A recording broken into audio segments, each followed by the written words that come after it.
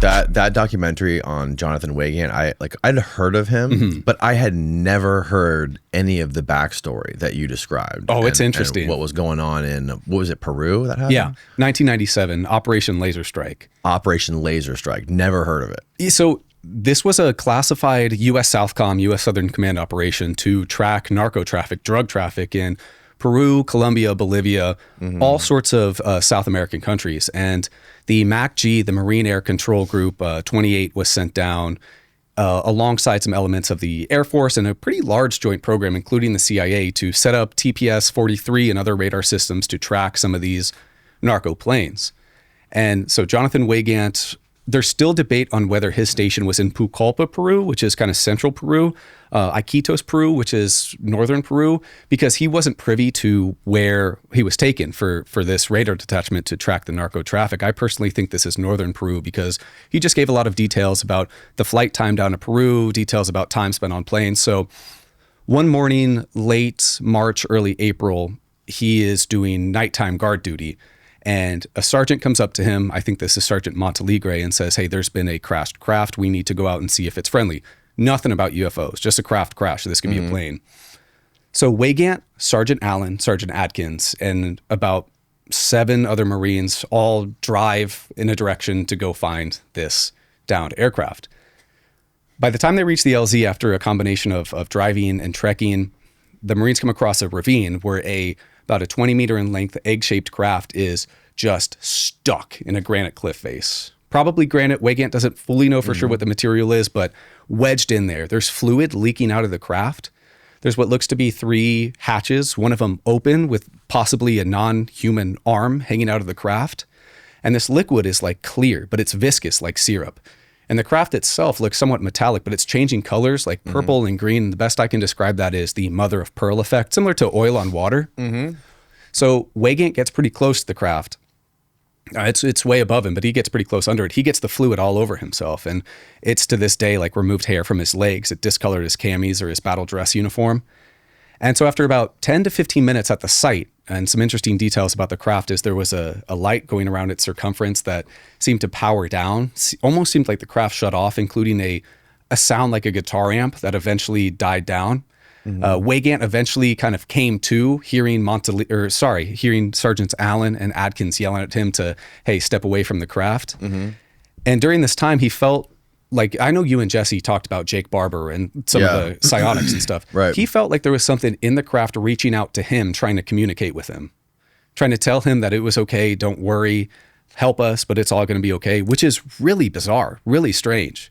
And to this day, he has seen like these creatures, what he calls them, in his dreams that were in the craft. He doesn't know how to explain how he felt like these things were contacting him, but it's really strange. But here's where... When did he say this for the first time publicly? The year 2000 on Steven Greer's Disclosure Project archive. Wow.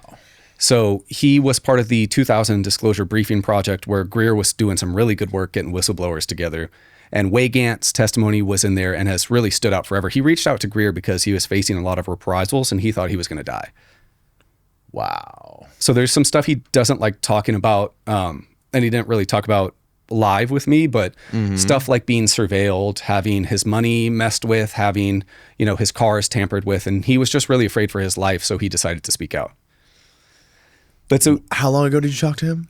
I talked to him almost daily, but You talk to him daily? Yeah, he's one of my good friends. I love Jonathan. He's a stand-up guy. He's hilarious. He's great.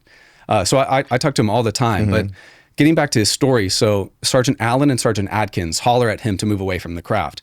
As soon as these Marines start heading up the ravine, and this is the most interesting part to me because, my channel's pretty focused around crash retrieval and reverse engineering.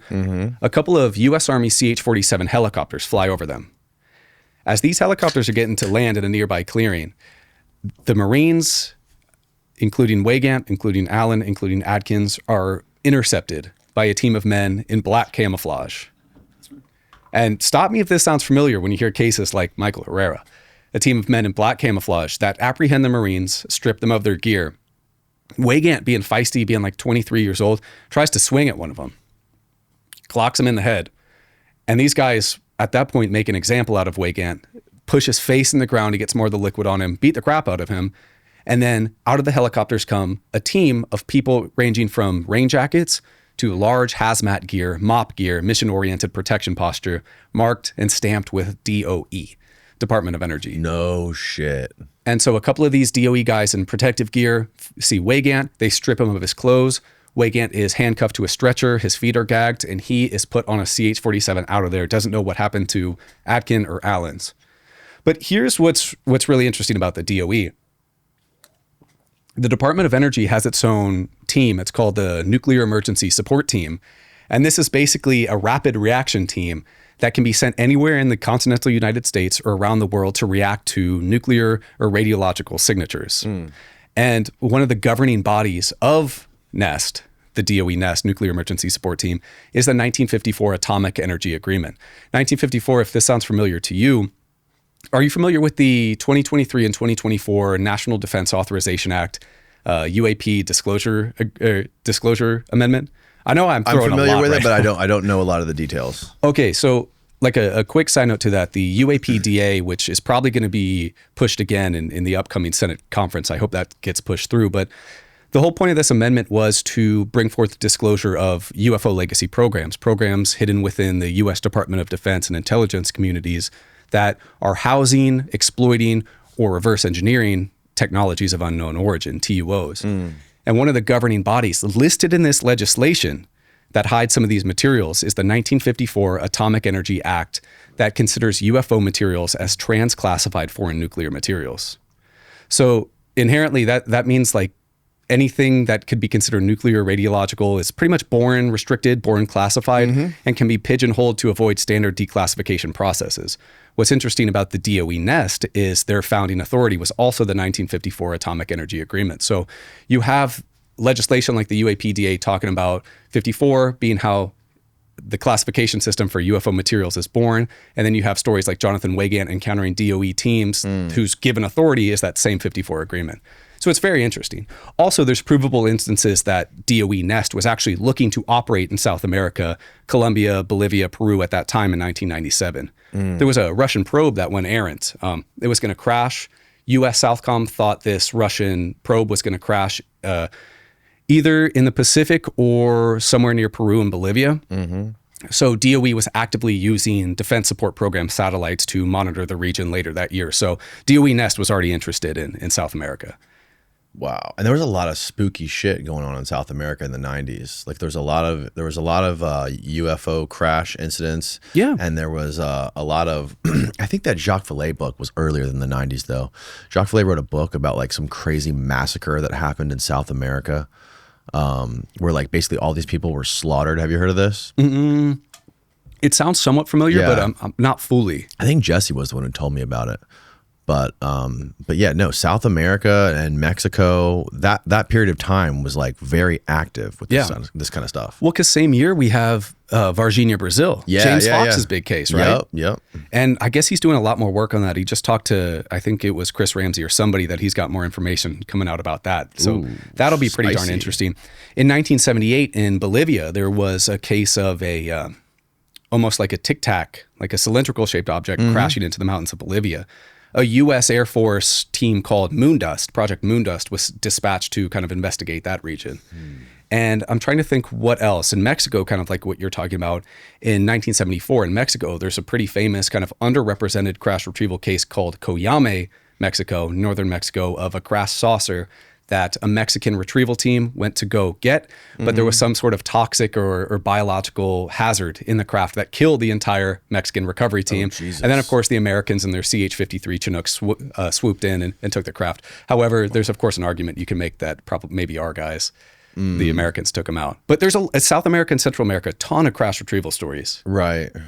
And a lot of marine crash retrieval stories. You have Jonathan Weygandt, you have like the testimony of Michael Herrera, and there are some other whistleblowers who aren't public who have talked about seeing such teams in the continental United States, these black teams with craft. So it's really interesting. And then kind of rounding out the Weygandt story, he was then on the 47 taken to an unknown base, into an underground section of a base where he was held for 2 days. And why was he the only one that was taken out of there? That's a great question. My guess is because he was contaminated with the liquid. Oh. Atkins and Allen did not get covered in the liquid. But the weird thing is Weygandt didn't have any like medical tests, right? Because I've hypothesized he was taken to the NAMRU Navy Medical Research Unit 6 in Iquitos, Peru. But it's not like he was subjected to blood drawn, all that stuff. The one weird thing is he was forced to take an anthrax booster right after that. Which Michael Herrera also had to take an anthrax booster after that. An anthrax booster? Yeah, and another Marine also had to take like an anthrax booster in 97, which is weird that there's a lot of anthrax boosters right after crash retrieval encounters. But I think that's why he's separated. So he doesn't know what happened to Atkins or Allen at this point. But in he still hasn't talking to them since? No, he doesn't like them. They don't like him. Oh, wow.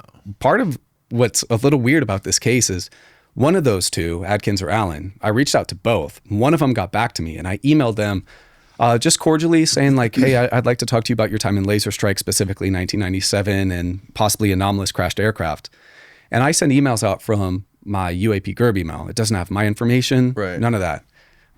So I email one of them, and they respond, hello, my full name, which is, of course, like a bully intimidation tactic. And the guy just tried to call Jonathan crazy, tried to downplay him. But, you know, he did say my full name when I had never given out my information before to him, nor since, nor on my channel.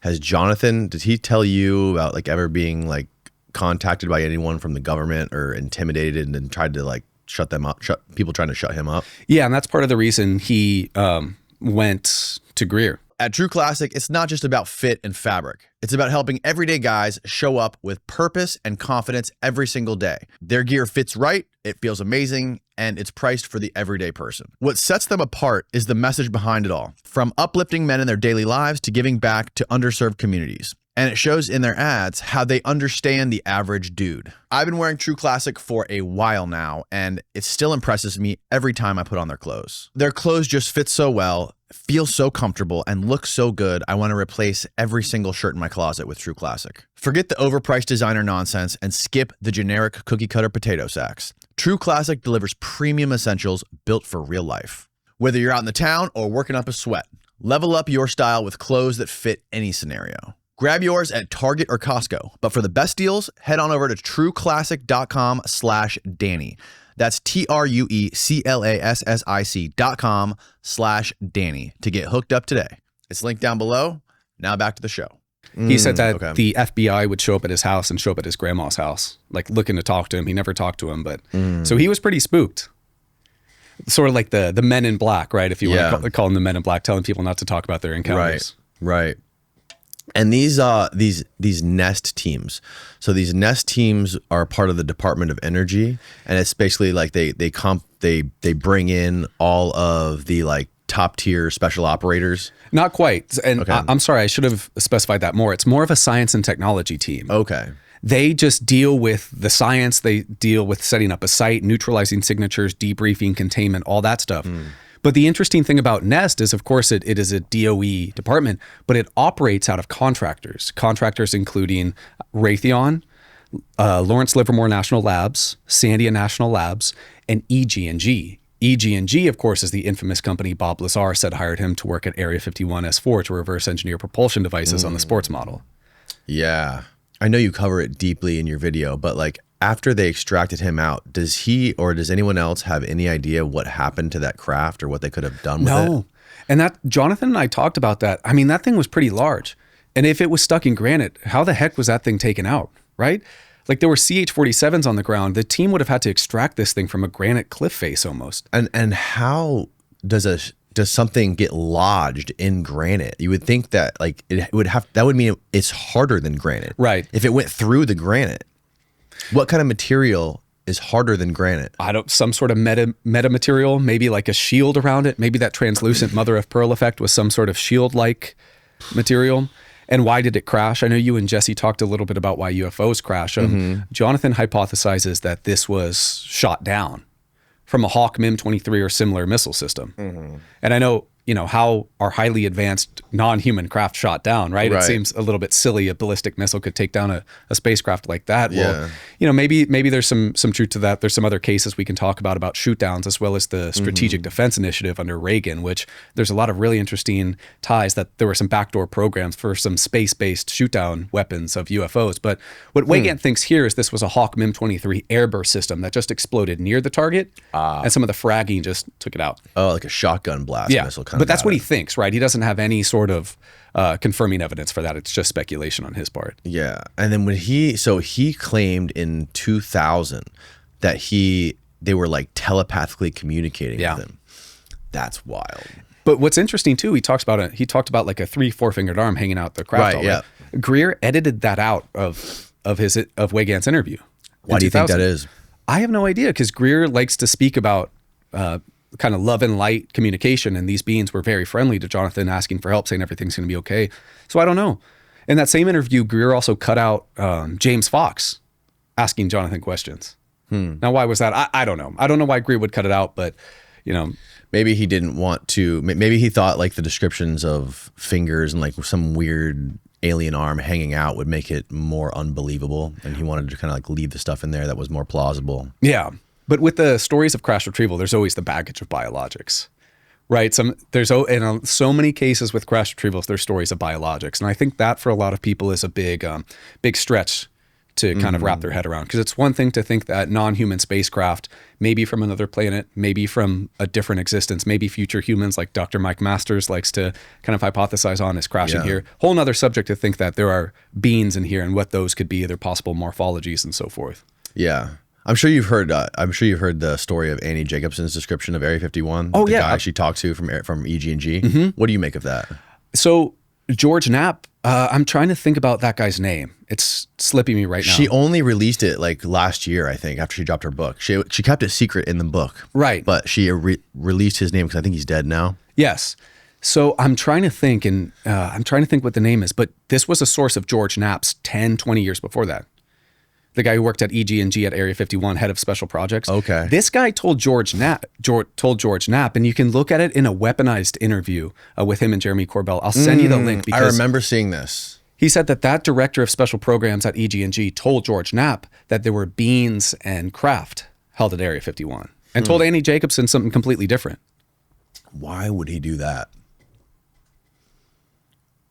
That's strange. Isn't that intriguing? Because Annie's description is it's so detailed, because she's with the family and him, and apparently he told his family this for the first time and they were like really upset about it. Like, how do you make that? I mean, yeah, I don't know. I don't know what to think about that. Especially because in that weaponized interview, George Knapp was a little bit hot under the collar. Because he said like, hey, I'm trying to remember this guy's name. Steve, maybe you could find it. He says that this EG&G... Annie, just type in Annie Jacobson, EG&G source. Yeah, basically what this guy told Annie, and this was way after he talked to George Knapp, obviously. Or was it? Because it was like 10 years after. It was 10 years after, okay. Basically what he told Annie is that it was a Russian drone that was flown here by disfigured people, right? By disfigured people, by Mengele, the Nazi guy, disfigured children, basically, to make them look like aliens, and they crashed. It crashed, whether on purpose or not. And he was like, well, why wouldn't you expose Alfred this? O'Donnell. That's Alfred O'Donnell. So she asked him, she goes, well, that's fucked up. Why would the US government keep this secret? Because this makes the Soviets or Russia look terrible. And he said the reason they didn't expose it is because EG&G started doing the same exact thing with children. See, that's interesting that's said, because... And she said his whole family was there, listening to this, and they were like, "What? Why did you keep this from us? That's just terrible." That's also something that was parroted by Rick Doty, Air Force. He said the same thing. OSI officer, and Greer's. I think it was his 2017 documentary, Unacknowledged. That was the first time I ever heard of Roswell specifically being like disfigured people sent from Russia. Which I don't know. It's interesting that Alfred O'Donnell on one hand told George Knapp that there are non-human beings and craft under Area 51 and told Annie Jacobsen that this was a Russian experiment. Regardless of outside Annie Jacobsen and George Knapp, there's plenty about Area 51 specifically and, of course, EG&G that's well worth investigation, and as well as that kind of dives into the subject of contractors with UFO technology, UFO materials, UFO bodies. It's a pretty deep rabbit hole that there's a lot to outside of just Albert O'Donnell, because that's so weird. He tells Knapp one thing and Jacobsen another. Yeah, it is weird, and it makes me wonder if what he told Annie was closer to the truth, because he was older, a lot older, closer to his death, and his family was there, and he told his family, and they were visibly upset, according to Annie. Unless Annie's making it up, which I doubt she is. I doubt she is either. Annie seems pretty respectable. I know she disagrees a lot with some of the more UFO stuff, but doesn't she also? She also is a proprietor that Area 51 S4 is real, right? Yes. Like I think she's put forward a badge of somebody who worked at Site 4. Oh, I don't know about that. And of course, Site 4 is what Bob Lazar said he worked at the sports model for. S4 is really interesting. It's like the auxiliary site below Groom Lake. It's just south of Groom Lake, Area 51. And then you have Tonopah just northwest. Yeah. Yeah, the S4 stuff is crazy, man. I don't know. I don't remember if she talked about S4 in the Area 51 book or not, but it's really interesting, some of the stuff that they were doing at Area 51 right after World War II. And, she explains how the money was stolen. I think it was Dulles stole a bunch of money from the Reconstruction in Europe fund to build Area 51. And they were doing all kinds of crazy CIA test flights and building the those Blackbirds, and the U-2 and all that stuff there. But I don't know. Do you think that Area 51 is still being utilized for this kind of stuff? Probably, and I also think that there's probably underground facilities beneath Area 51. Specifically, maybe a facility built into the pre-existing boron mine there. And that could be considered a deep underground military base. So I made a video on, there was this whistleblower who went really quiet. He was a lieutenant colonel at Edwards Air Force Base out of the 412th Test Wing. The Edwards 412th Test Wing is what's called a Major Range Test Facility Base, an MRTFB. There's just over 20 in the continental United States.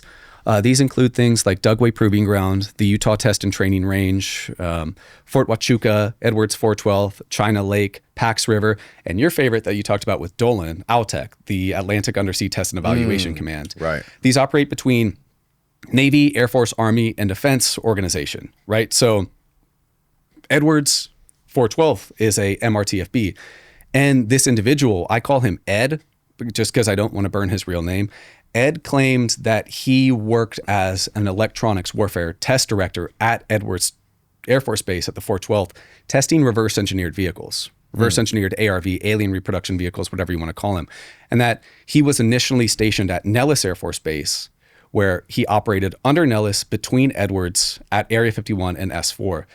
And the thing is, I hope this guy goes public sometime, because I've tried to track him down with every avenue. I have his name, I have his number. I have called him, he's blocked me. I've emailed him, he's blocked me. I've texted him, he's blocked me. Heck, I've even added him on Snapchat. And funny enough, that's the one place where he's ever read my message and not blocked me. Snapchat. Wow. This is a grown man.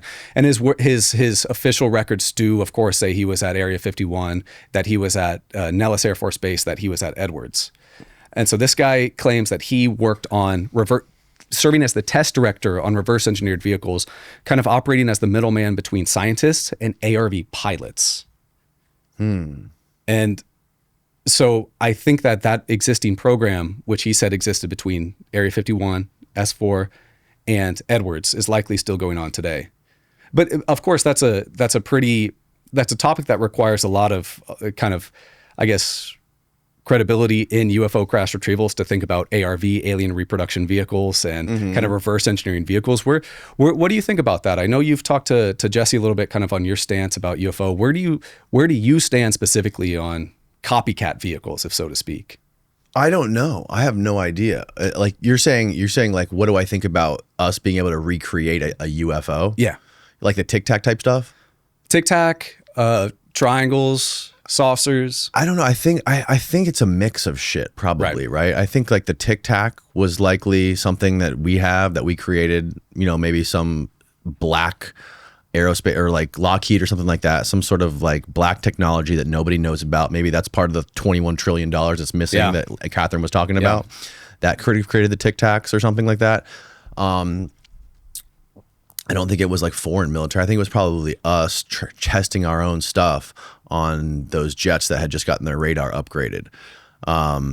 Now, you know, what Dolan was explaining to me is that there's documented accounts of these underwater UFOs coming out of the ocean in like 1717, which is crazy. And since talking to him, it's, you know, it's apparent that there's just a mixed bag of shit here. Like, is it something that's been here for millions of years that lives under the water? It's probably also us. We've probably recreated shit that we found. You know, then additionally, what me and Jesse were talking about is like he was explaining how all this anti-gravity research went dark in the 50s and just went nowhere. And then string theory came about. So like that probably has something to do with it. The Townsend Brown stuff, you know, there's so many pieces to this puzzle. It's crazy.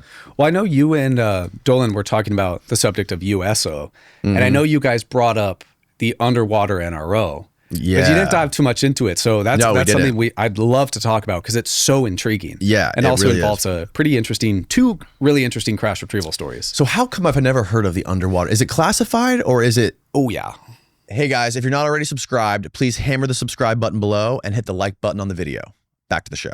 So there's no website for the underwater NRO? No, because you would think they could make an excuse for it. They could say, oh yeah, we're just trying to monitor nuclear submarines, you know, adversary submarines. So there is a Wikipedia page that's crap that calls it the hidden younger brother of the NRO. So in U.S. intelligence, you have the big five agencies, the CIA, NSA, DIA, NRO, and NGA. And then there's the hidden NURO, the National Underwater Reconnaissance Office, whose activities are seemingly more sensitive than even the NRO's. There are admirals in the Navy that I have spoken to who did not know that NURO was a thing. Really? And so I sent them a little bit of stuff on NURO, and they went, oh. So there's a couple books such as the Intelligence Community by Jeffrey T. Richelson, great book. I really recommend everybody read that, and some other sources that can really dive in to learn a bit more about NURO, as well as former Admiral, Director of Naval Intelligence, CIA Deputy Director, NSA Director, Bobby Ray Inman. Bobby Ray Inman I think it was 2018, finally admitted in a speech at some university in 2018 that he directed NURO, but he still couldn't talk about it to this day, which is interesting. He said when he became Director of Naval Intelligence, he wore another hat that was NURO, but they still didn't want him to talk about it. And in another interview for a university, I think this was some California university, he said that he had gotten in trouble before for talking about NURO. So NURO was started in 1969, and it was started to kind of coordinate the Navy's and the CIA's reconnaissance activities, similar to how the NRO was started to coordinate the Air Force's and the CIA's activities, right? And so part of the founding programs for NURO were to kind of coordinate operations, keep track of, and commence missions with some of our sensitive nuclear submarines, kind of tap undersea cables. I think this was called the Ivy Bells program, and as well as just underwater reconnaissance, underwater monitoring. The NURO was supposed to exist between the Navy and CIA's Directorate of Science and Technology. Now, that Directorate of Science and Technology, we can talk a lot more about that because it has some tremendous connections to UFO crash retrievals. But really early on, the CIA just kind of took command of NURO, and it wasn't until 1972, 3 years after its creation, that John Warner, Secretary of the Navy, was finally put as NURO's director. But then it changed hands back a little bit because in 74, Bobby Ray Inman became director of NURO, and of course, he went on to be a CIA spook.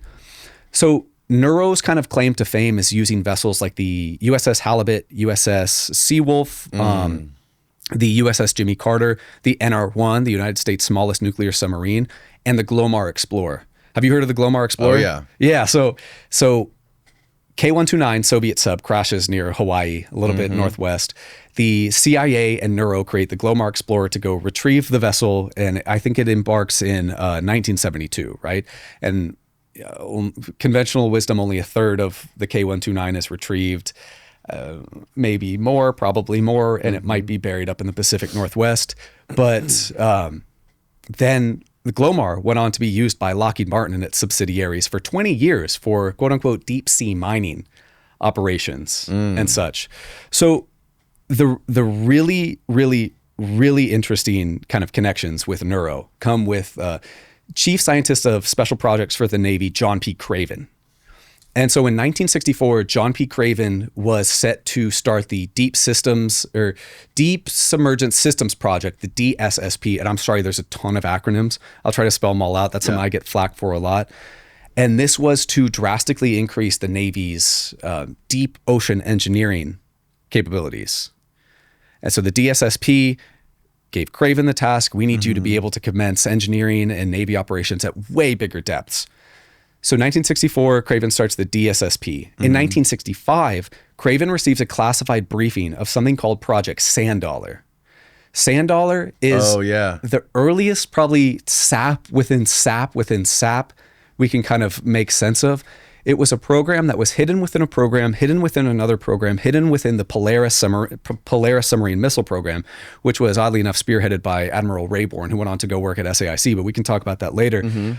But this program was highly classified and an itemized inventory of a collection of objects on the seafloor for national security importance, ranging from the Atlantic, just all around the world. And it wasn't just aircraft or nuclear stuff. So commencing after that briefing in 1965 on Sand Dollar, Craven, under the DSSP, the Deep System Submergence Projects, creates the DSRV, Deep Submergence Rescue Vehicle, and DSSV, Deep Submergence Search Vehicle. And these are supposed to be vehicles that kind of can satisfy the DSSP. So the DSRV, the Deep Submergence Rescue Vehicle, is supposed to be basically a submarine rescue vehicle. This was out of response to the loss of the USS Thresher. And this would be something that a submarine team can get in a small little submarine that can be transported anywhere around the world in 72 hours. Wow. It's that rapid reaction. It can be piggybacked on a vessel. Specifically, Craven says in The Silent War, his memoirs, the USS Halibut and the USS Seawolf, two Neuro vessels that he directly names to rescue any submarine crew anywhere in the world, la-di-la-di-da. And the DSSV, which is used for ocean surveying, ocean engineering, retrieval operations, and so forth. There were supposed to be 6 DSRV and 6 DSSV, the 2 submersible units built, but only 2 DSRVs were ever built, the Mystic and Avalon out of Lockheed Martin. So there were only 2 of those ever built. However, that brings me to a really interesting crash retrieval story.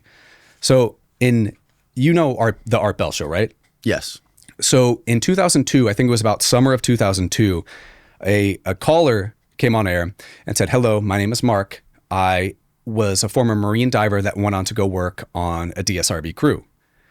And so this guy tells the story of in 1991 or 1992, I'm getting the dates a little bit wrong, there was a survey ship in the North Atlantic about 250 miles outside of Aberdeen, Scotland, that picked up radiological signatures on the seafloor, and that the DSRV was dispatched to go check this thing out. And so the group is steamed out to the North Atlantic. I think this is in the Rockall Trough in the North Atlantic, just northwest of Aberdeen, Scotland, because I looked at like depths, and this guy said this was about 1.5 miles deep. Mark did. And so the team dives. So where specifically would it be again? The Rockall Trough. The Rockall Trough. Yes, Rockall. Pull up a map of that if you can, Steve. So the team dives in the DSRV, which could also be a DSSV, a Deep System Search Vehicle, one of the two, because Craven said that, John P. Craven, remember, Chief Scientist of Special Projects out of the Navy, that although there were never official missions for DSRV or DSSV because no submarines ever sunk after the Thresher, these were sent on numerous clandestine operations. Wow. If it might be a Google Earth search might be a little bit better. Well, you had it, but then you lost it. There you go. Rockall? Yeah. Hit layers on the bottom left. Zoom in on that. Oh shit, look at that. Yeah, so this was about 1.5 miles deep, so we need over 8,000 feet sea floor. Wow. And so Mark and his group are steamed out from Virginia. My guess is this is a really clandestine DSSV because the DSSV have operational depths of 20,000 feet, but were apparently never built, but used according to Craven for clandestine purposes to this region. The team dives. By the time they get to the seafloor, they see a large triangle wedged in the seafloor.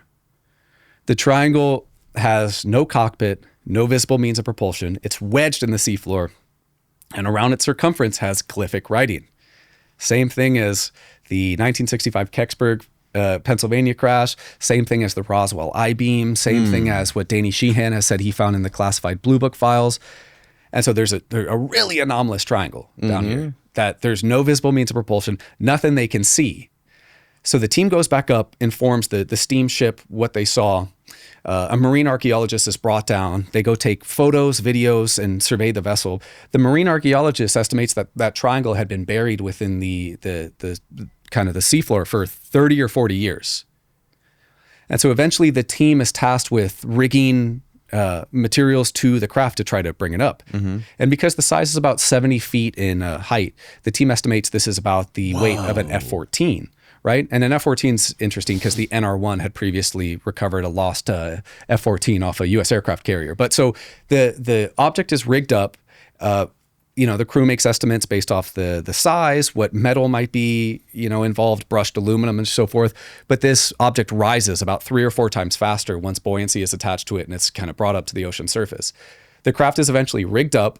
Mark, once the DSRV crew is back on board, gets to see the craft again, this time in person, about 70 feet long, a little bit rounded of a back, like a perfect triangle, glyphic writing along the side, like gunmetal color, no visible means of propulsion, no lights. And eventually he and his crew are steamed off ship, never given another word about this.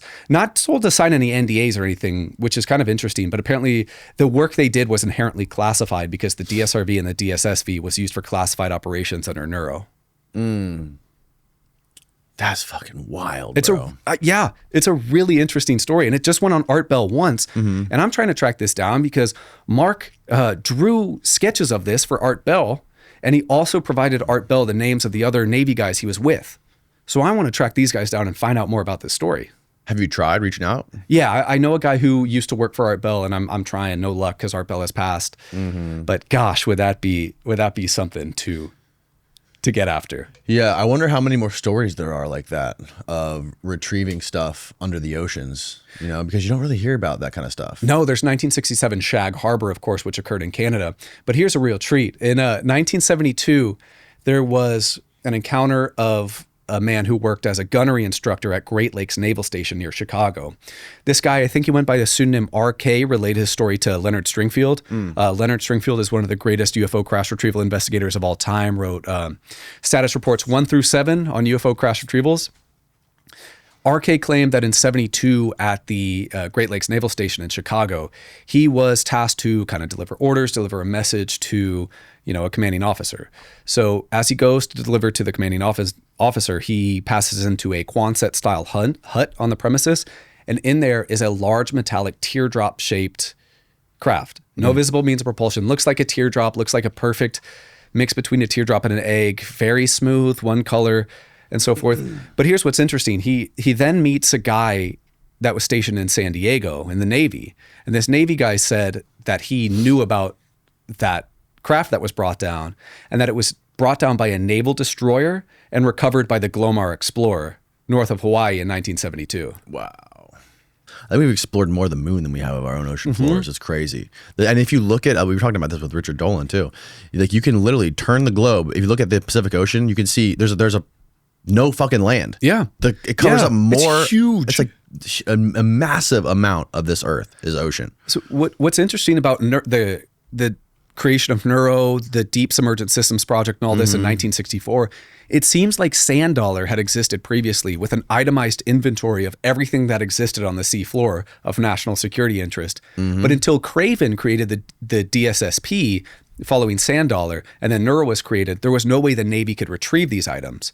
So it seemed like the U.S. Navy had a large itemized inventory of all of these objects on the seafloor, but until Craven drastically increased the depths at which the Navy could conduct engineering operations and retrieval operations, those just sat there. Now, what do you know about the that base in the Bahamas that that Jesse was talking about. Oh, Outech? Outech, yeah. Is that thing still operational? Are they still doing work there? I'm not sure actually, but that brings up the point of like underwater bases, right? Yeah. There's a great author. His name's Richard Sauter. He has a book called Underground and Undersea Bases, where he talks about possible undersea bases worldwide, which is really interesting. And of course, it's very likely that there are like undersea neuro bases for submarine refueling and such. But the concept of undersea bases is interesting because already underground bases is incredibly intriguing. Right. The question about undersea bases is, how do you power them? The logistics sound like a nightmare. Yeah. At least for... It seems like optimal though, right? Yeah. For cooling, especially if you have some sort of high temperature reactor. I mean, in the 1960s, the U.S. Army Corps of Engineers published a bunch of deep basing studies on where to place deep underground military bases throughout the continental United States, but also published a ton of papers such as like self-contained nuclear reactors to power STIFs, subterranean facilities, and so forth. Wow. Yeah, that's one of the things that Catherine was saying, that a lot of the missing money she thinks has been going to funding these constructions of these underground bases. Yeah. That's, I think, one of the most interesting topics in this subject because, I've done a project on directly relating those to UFO programs and craft and materials being stored underground. And I have a friend who was former Army Public Affairs. This was about 2010 to 2013 area. And he relayed to me that he traveled between a STIF, a subterranean facility, as they call them, under Fort Bliss, Texas, and White Sands New Missile Range. And he traveled between these locations via train. What? And he said that the train went so fast it reminded him of his fear of flying. Oh my God. Because a lot of people will look at the kind of underground bases, systems, and connective tunnels and scoff at a little bit because it's a logistic and engineering nightmare, right? But, I digress. Back in the 1970s, the RAND Corporation, which is known as a Federally Funded Research and Development Center, FFRDC, one of the employees, high-up scientists of the RAND Corporation, published something called the VHST, the Very High-Speed Transit System, which was a massive underground train system that would connect New York to Los Angeles and basically be a massive underground tunnel system. And of course, if these tunnel systems exist, I think it's highly likely we got some of that technology and ideas from the Nazis. Yeah. Before the end of World War II, there was a system called the Rohrbahn by some German scientists, which was a pneumatic train system to exist under Germany and to connect Berlin to France or Paris, and a network of underground train systems to go at incredible speeds. This was a concept? Yeah. But here's what's not a concept that's really interesting. So Xavier Dorsch was head of the Todt organization in Nazi Germany. The Todt organization had created the Autobahn, that famous German highway with endless speeds. And at this time, Hans Kammler and various really nasty Nazi scientists were using underground locations for aircraft manufacturing and so forth for contractors, but as well as continuity of government sites such as the Regen-Wormlager in Poland and Ohrdruf, which are these really, really crazy advanced underground locations that I think it was Ohrdruf even had like its own underground rail system connecting it. It was self-contained. And so Xavier Dorsch was one of these whiz kid engineers for the Todt organization, which is similar to the U.S. Army Corps of Engineers. In 1947, with Operation Paperclip, where the U.S. brought over a bunch of Nazi scientists, there was one report from Air Material Command that requested Xavier Dorsch specifically, as well as 3 other German Nazi technicians, for underground plant construction. So I think immediately after post-World War II is when underground or facilities or STIFs immediately began construction, because we plucked some of the Nazis' best and brightest who had created such intricate structures under Germany to come work for us. Yeah. And if that stuff does exist, if they are spending money on all this crazy stuff and, they have all these secret programs to recover crafts and to build underground highways and bunkers, that would explain where a lot of that money is going that Catherine Fitz was talking about, those trillions of dollars. It's not cheap, right? No, it's definitely not cheap. And the other question is who's in charge of it? Yeah. Who has control over all of it? Analyzing the structure of the supposed UFO legacy programs is so difficult to track, right? If there are programs, which of course I believe very strongly there are DOD, contractor, FFRDC, UARC, university affiliated research center programs that deal with the exploitation, recovery, and reverse engineering of non-human technologies. How are these programs structured?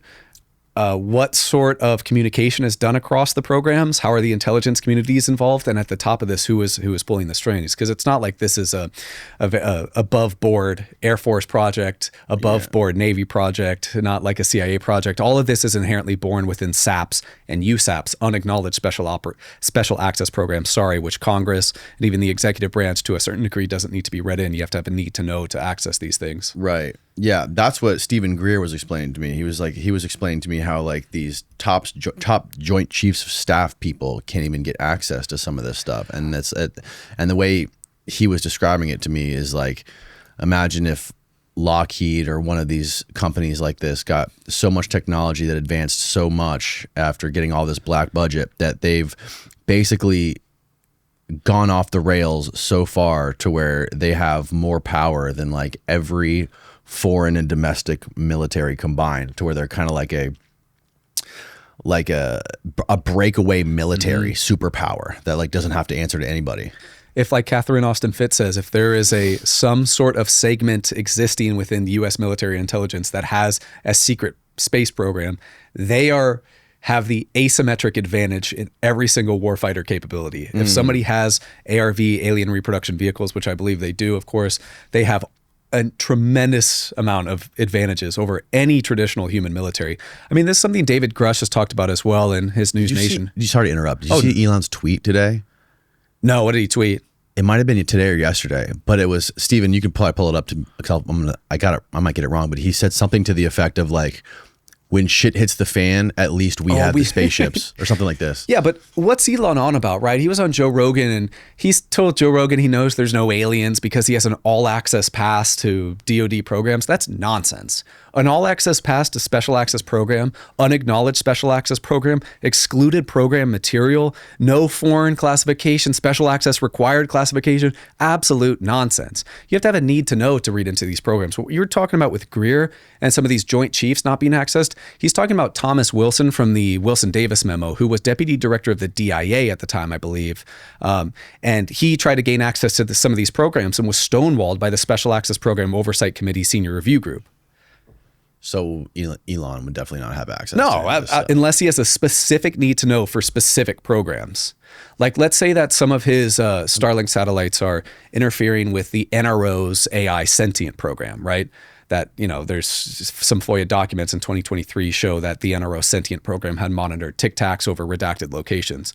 Then Elon might be tangentially briefed on some aspects of that program. But no, unless he has a need to know, there will be no read into those programs. That's just nonsense. Yeah, I mean, he's launching all those freaking rockets and satellites into space. You would imagine that he's got some sort of peripheral knowledge of something, even if he does, even if he hasn't been read in. Right. Like, he's surrounded by these people, and he's surrounded by that guy Tim, who was in the book, who who's like super esoteric and all this stuff and super into all this stuff, visited Chris Bledsoe and all these people. And if that guy's working for him and talking to him, like, how is it possible that he's not has serious conversations about it, whether it be like a full read in or not, I'd wager it's probably high probability he's read in on a UFO reality, right? I mean, it seems like here's the thing.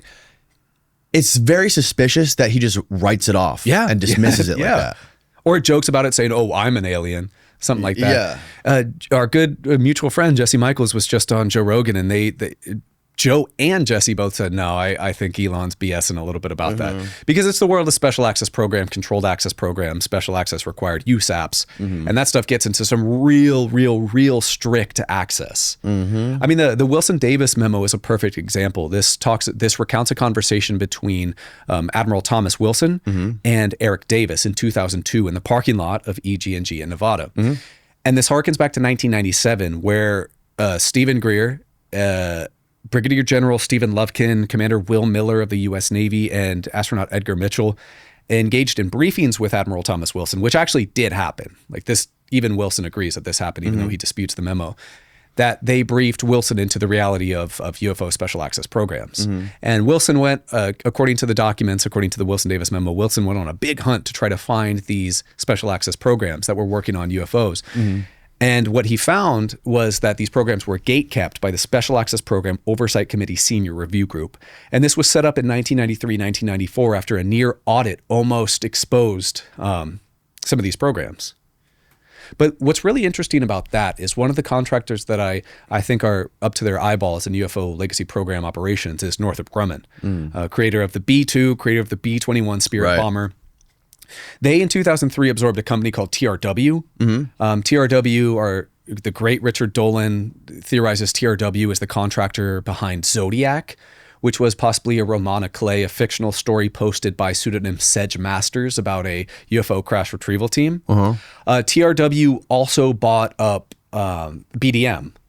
BDM is, of course, a company that U.S. Army General of INSCOM, Albert Stubblebine, who's really interesting as well, went on to ask you about him. To go work for in 1985. But TRW in 1993 or 1994, right around the time SAPOC was reorganized to structure the senior review group to gatekeep legacy programs, was sued for owed the U.S. government $111 million for overcharging on space programs.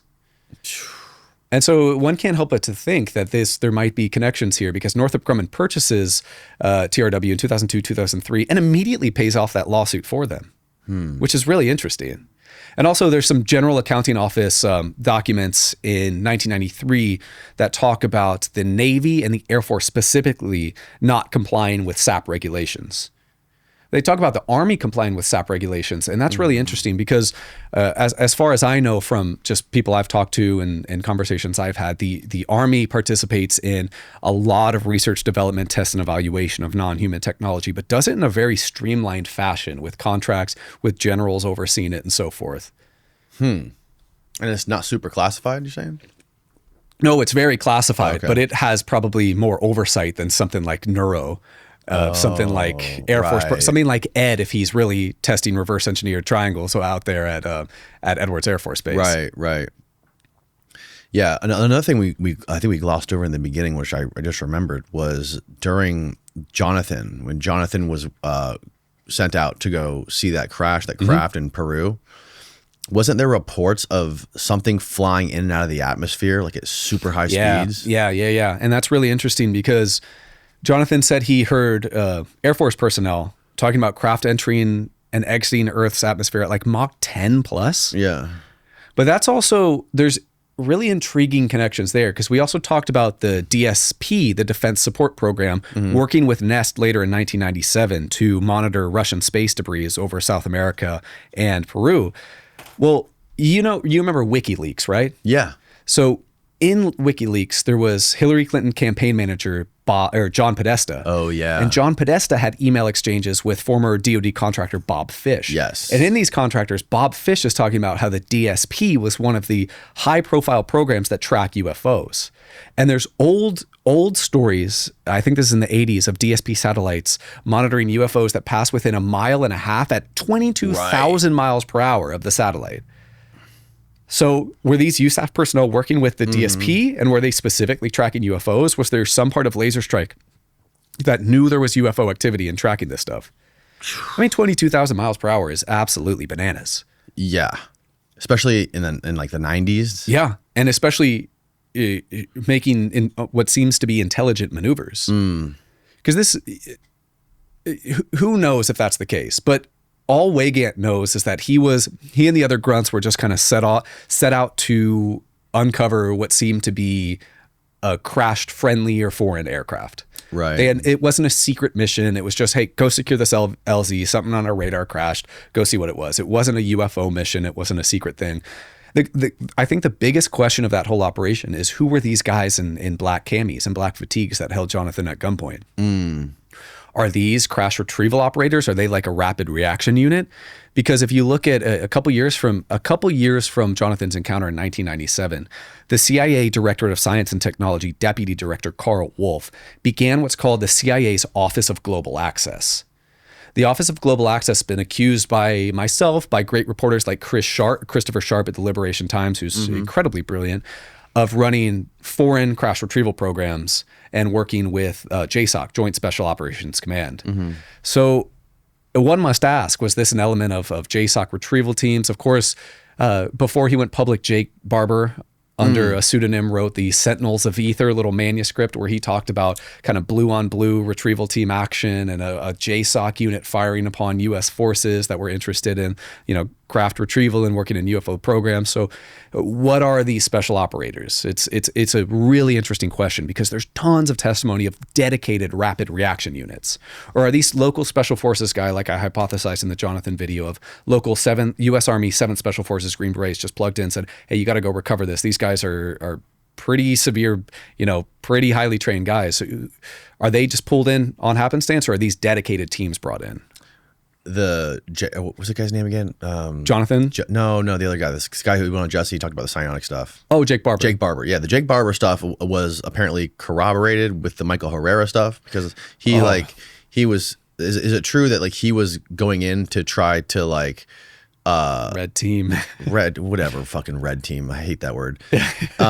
He was basically trying to catch these whistleblowers and prosecute them for leaking classified information. And then he saw Michael Herrera talk, and then he was basically oh my God, I was a part of this. Yeah. And that's when he allegedly decided to join the other side and blow the whistle himself. Yeah, I'm so glad that happened. I remember when Jake Barber did the extended video with Ross and mentioned Michael, because for over a year at that point, I had been sworn to secrecy from Michael, not talking about his quote unquote insider.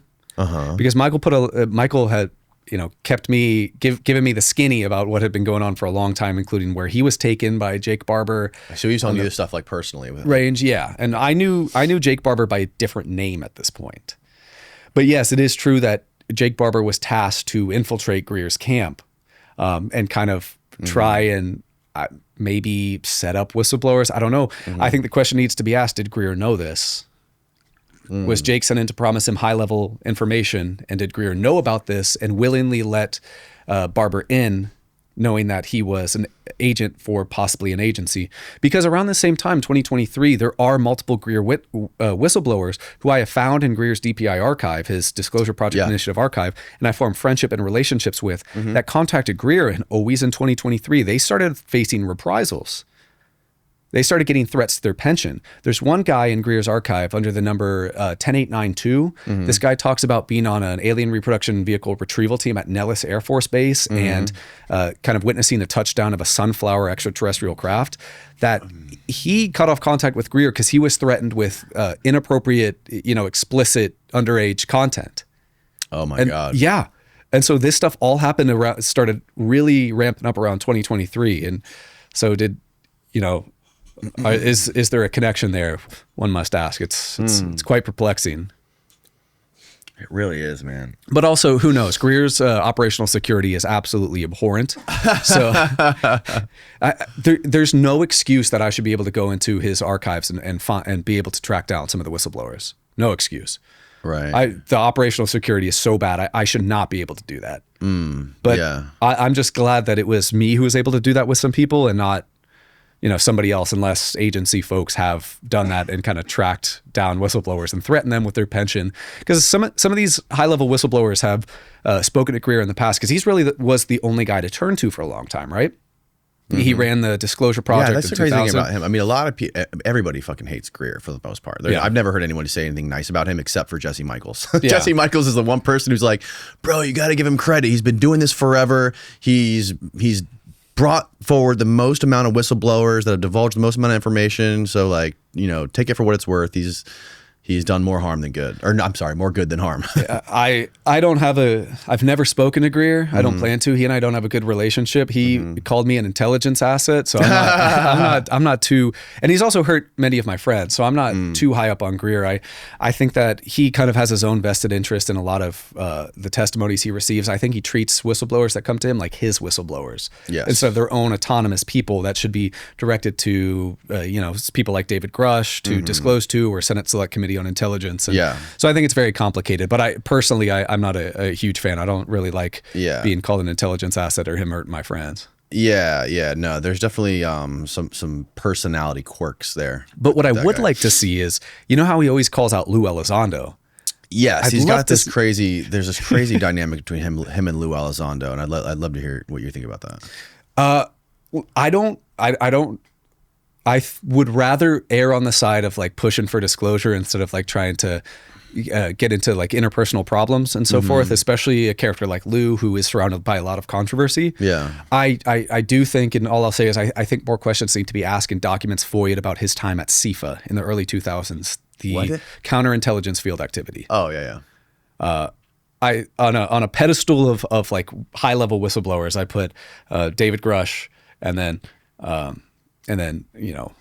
others. But I don't like to engage in the drama, but I would like to see a debate between those two, Greer and Elizondo. That would be really fantastic and interesting to see. Because Greer always calls Elizondo a asset, basically, a disinformation asset. Well, don't they have the same lawyer? Isn't Danny Sheehan represent both of them? Yeah, Sheehan used to work for the Disclosure Project. I don't know if he still does. A lot of people used to work for the Disclosure Project. Leslie Kean, the article of the 2017 New York Times article, she used to work for Steven Greer back in the early 2000s. And I talked to her I snuck my way in back in November by the UFO hearings into the Disclosure Fund event. And I talked to her a long time. She's brilliant. She Leslie? She knows quite a bit, but she even used to work with Greer. And I think back in the day, Greer had a little bit of a different mindset. I think maybe some of the problems with him arose more in the future, but that drama between the two is pretty interesting. Yeah, man.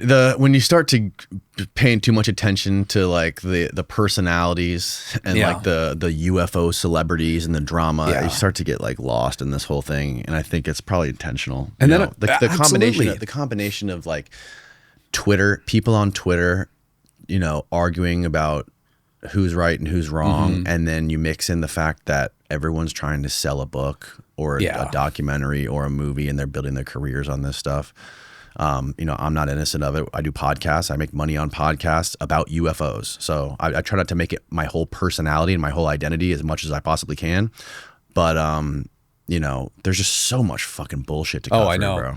And especially official nonsense like Dr. Sean Kirkpatrick, the head of AARO, who is fraught with a lot of really weird past. So you're familiar with Dr. Sean Kirkpatrick of AARO, right?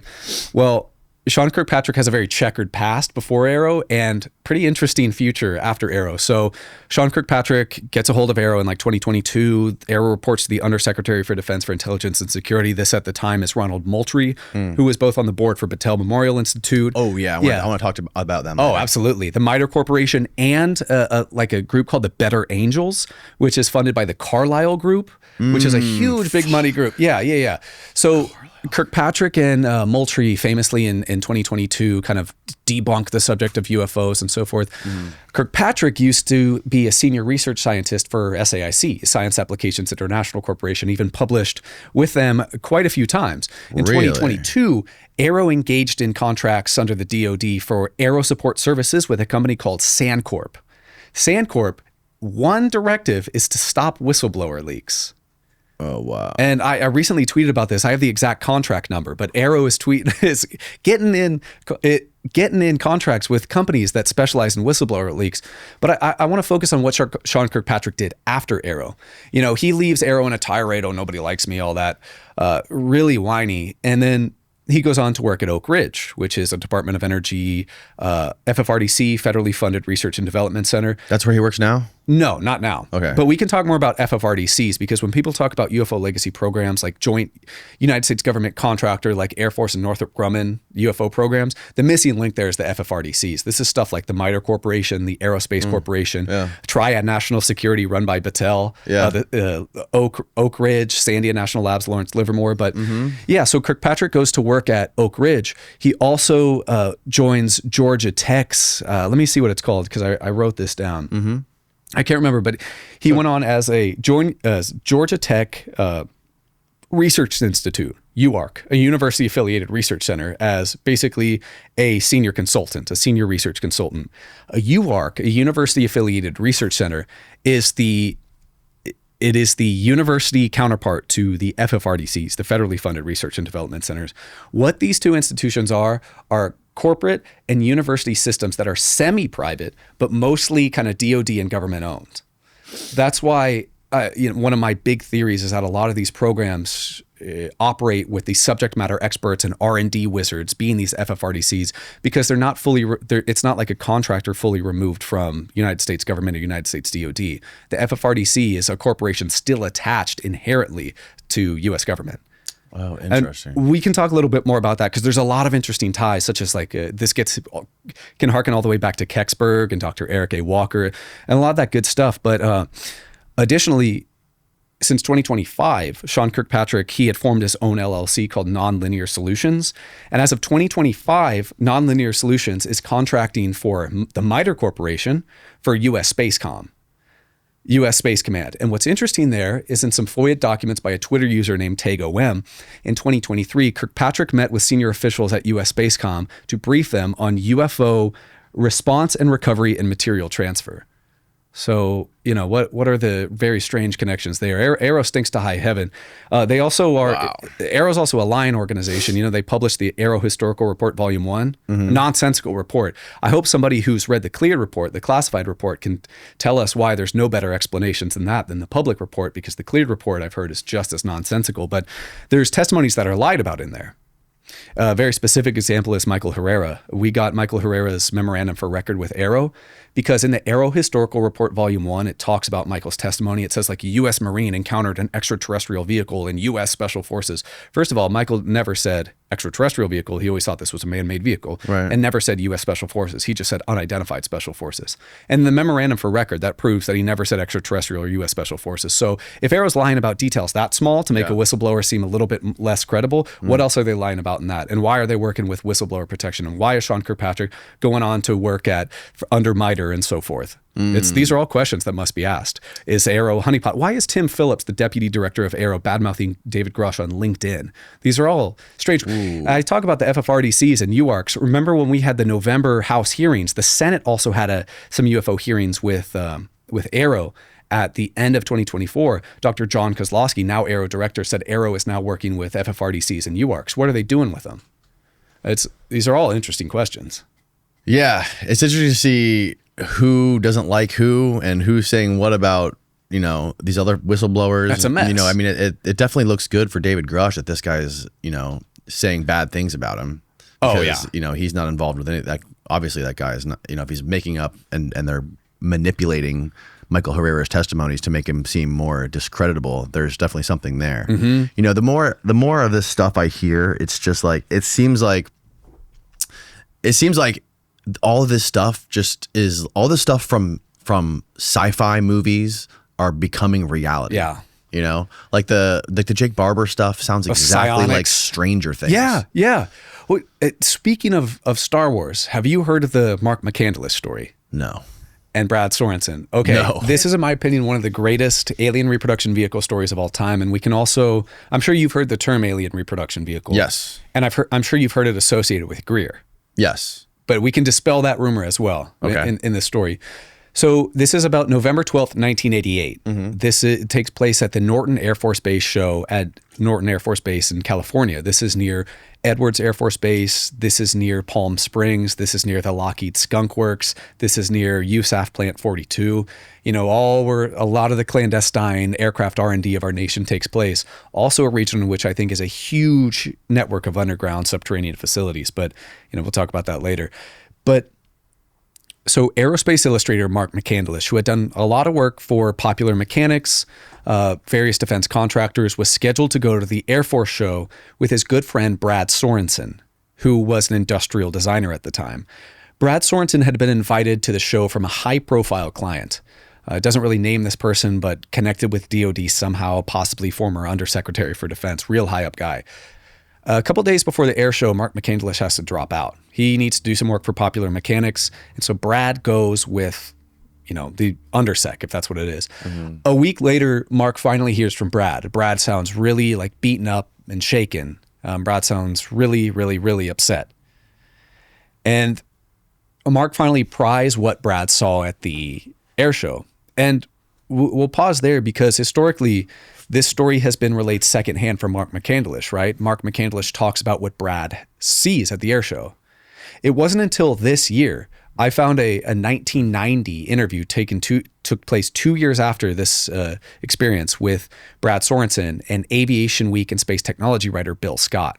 So this is no longer a secondhand testimony relayed by Mark McCandlish, right? This is something that from Brad Sorensen's own words, because I'm directly referencing that interview. Because that's some of the things people have said about this story in particular, the flux liner, is that no, Mark McCandlish just said it. No, well, Brad Sorensen talked about it in this interview, and some of the details around that are really interesting. So Brad Sorensen went to the Norton Air Show, tons of interesting aircraft, pretty cool. But at some point during the show, the undersecdef or whoever he was with took him to a classified exhibit. This is either a short flight down to USAF Plant 42 or it's in a completely different hangar. And the only reason he gets in is because he's attached to this very high-level former DOD guy. The two enter the hangar, and remember, this is all according to Brad Sorensen. And in there's a lot of really interesting vehicles. There's like a VTOL, vertical takeoff and landing, little Marines vehicle. There's the losing prototype to the B-2 stealth bomber. There's something called the Lockheed Pulsar, which is a craft that looks like a pumpkin seed. Craft that is, I think, powered by, if I'm remembering correctly, scramjet technology, super fast, remotely controlled. It contains 121 nuclear warheads. What? That some of the military brass were kind of boasting that they could destroy every major city in Russia in under an hour and so forth. Yeah, that's it. Yeah, that's the Pulsar. And that's drawn by Mark McCandlish. That's drawn by Mark. That's wild, bro. Have you seen the Cormorant, the Lockheed Cormorant? What is that? I think Jeremy Riss told me about this. Oh, alien scientist. Yeah. Smart cookie. Yeah, man. He knows his stuff. He type in Lockheed Cormorant. That one's crazy looking. Whoa. That thing. Whoa. I think these are all obvious. Or that one's actually a real photo. Is this a undersea UAV? Yeah, bro. Look at that. Look at that thing. It looks like a bird. Of course, the Lockheed Martin stamp on it, iconic. Yeah, right. That thing's crazy. There's just so much bizarre stuff. I know. These people are making. But apparently this thing can go in the water and in the air. There's a Northrop. It's transmedium? Yeah, bro. Whoa. It flies and it goes under the water. Allegedly. Who knows? That is a creepy looking vehicle. It looks like almost like a bird, but also a little sci-fi, high techy. Yeah, the more I see this stuff, bro, it just seems like there's a human explanation for so much of this UFO stuff. I think so. Yeah. I had this guy David Morehouse on a couple times, and he worked in the Stargate program. Oh, cool. Yeah, and he came in here with like a whole presentation of classified military aircraft and reconnaissance balloons and all kinds of things that he basically explained away most of like the most famous UFO sightings ever, really, including the Phoenix Lights. He showed us like images of these giant balloons that have lights built in them, and they're like reconnaissance balloons or something like this, and it was the exact shape of the Phoenix Lights flying bee, same exact size, just giant black like tube balloons. Whoa.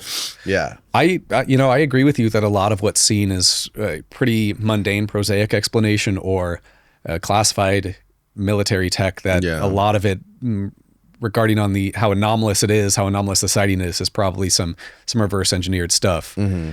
Because so Brad Sorensen sees the Lockheed Pulsar, which seems like the same crazy technology as that Lockheed Cormorant. And then he's brought to the final section of the exhibit where there are 3 flying saucers stationed hovering off the ground, right? These look like a Jell-O mold with half a dome on top. Steve, would you look up flux liner? 2 words. These things are called Little Bear, Mama Bear, and Papa Bear because they're the same craft scaled.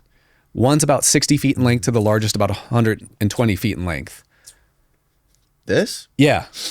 You've probably seen that image before, right? I've seen this. I've seen the drawing before. Okay. Yeah, I haven't seen that. That is the flux liner. So there's a 3-star general and contracting personnel there that are showing a videotape of, I think it's the smallest flux liner, kind of bouncing jaggedly over like a desert surface before taking off at rapid speeds, just straight up. So this thing to Brad Sorensen, and Brad Sorensen hated this design because he talks nonstop in his interview that it looks like it was made by scientists, not by engineers. It looked slobbled together. There was chipped paint on it. Yeah. Those little bubbles on the outside were synthetic vision systems. They're camera arrays that to kind of create a 3D picture of where the craft going. Yeah. Those seats are F4 Phantom jump seats. So this craft was like jerry-rigged. That little ball handle right there, it's really interesting in Tom DeLonge's book. Names escape me right now. Secret Machines. He talks about that same control system right there is used to control like the TR-3B like reverse engineered triangle. But so these craft are powered, I don't really understand the physics, but by like some anti-gravity capacitor array and so forth. And the skinny that Brad Sorensen is given is that these craft were created from technology found at Roswell. And that I think the brass were saying that, you know, we were never supposed to have these craft. We took it from the beans. We've tried to recreate how it works. This is the best we can get it. It's basically a poor man's representation. This craft has cameras slapped on the outside and like acrylic bubbles you'd find at a Walmart. It has jump seats from a jet. It has a Navy submarine door on the outside, but we have tried to reverse engineer the propulsion systems of these craft as well as possible. And these, according to Brad Sorensen, according to what he saw, these were copy vehicles taken from non-human intelligence at Roswell. What year was this again? 1988. 1988. But what's interesting here is that this craft right here, Steve, can you look up 1967 Harvey Williams? In 1967, USAF captain, Air Force Captain Harvey Williams, about 12,000 to 20,000 feet over Provo, Utah, captured an image of a flying saucer that looks exactly like one of these. But it looks like an evolution of the flux liner because it has larger acrylic bubbles. And as time passes, you'd think camera technology size would decrease and you can kind of rethink the acrylic bubbles. But this is the story of the flux liner, and Mark McCandlish would draw what Brad told him because Brad didn't want anything to do with this story. So Mark McCandlish would draw this. He would take this around. He would present it at Greer's Disclosure Project. He would talk. Yes, that's the first image right there, 1966, Provo, Utah. Okay, right there. That's taken by USAF Captain. If it's not Harvey Williams, I'm butchering this badly. There's a much higher definition. That looks like it. Image same shape. Yeah. So Mark McCandlish would create a line art drawing of this, and he would take it all around, talk to people, and apparently he met other people like USAF veteran Kent Sellin, who saw the same craft at Edwards Air Force Base, and I think 1972, I want to say, I'm trying to remember correctly, but Mark McCandlish would eventually in 2014 create a documentary with a filmmaker named James Allen about, zero-point energy systems, the flux liner alien reproduction vehicles. About less than 3 months before before the documentary is to be released, James Allen gets struck with a very rare and aggressive form of cancer and dies within 3 months. And Mark McCandlish ordered an autopsy report on him. So did the editor of the documentary that I've talked to. And James Allen was found to have heavy metal poisoning in his autopsy report. So it's weird because in this documentary, the two, James Allen and Mark McCandlish, talk all about, various energy systems, various zero-point energy systems where the inventors have mysteriously died, gone missing, throw themselves out of a window. And so James Allen, right before that documentary is released, goes, he dies as well. In 2020, Mark McCandlish was found with a self-inflicted gunshot wound to the head. What? And he said, maybe it was 2022, but he said that in an interview shortly before in 2020 that he slept with a pillow under his pillow because he was also afraid of what was going to happen to him. A pillow under his pillow? I'm sorry, a pistol under his pillow. Oh, a pistol under his pillow. Yeah, I'm sorry.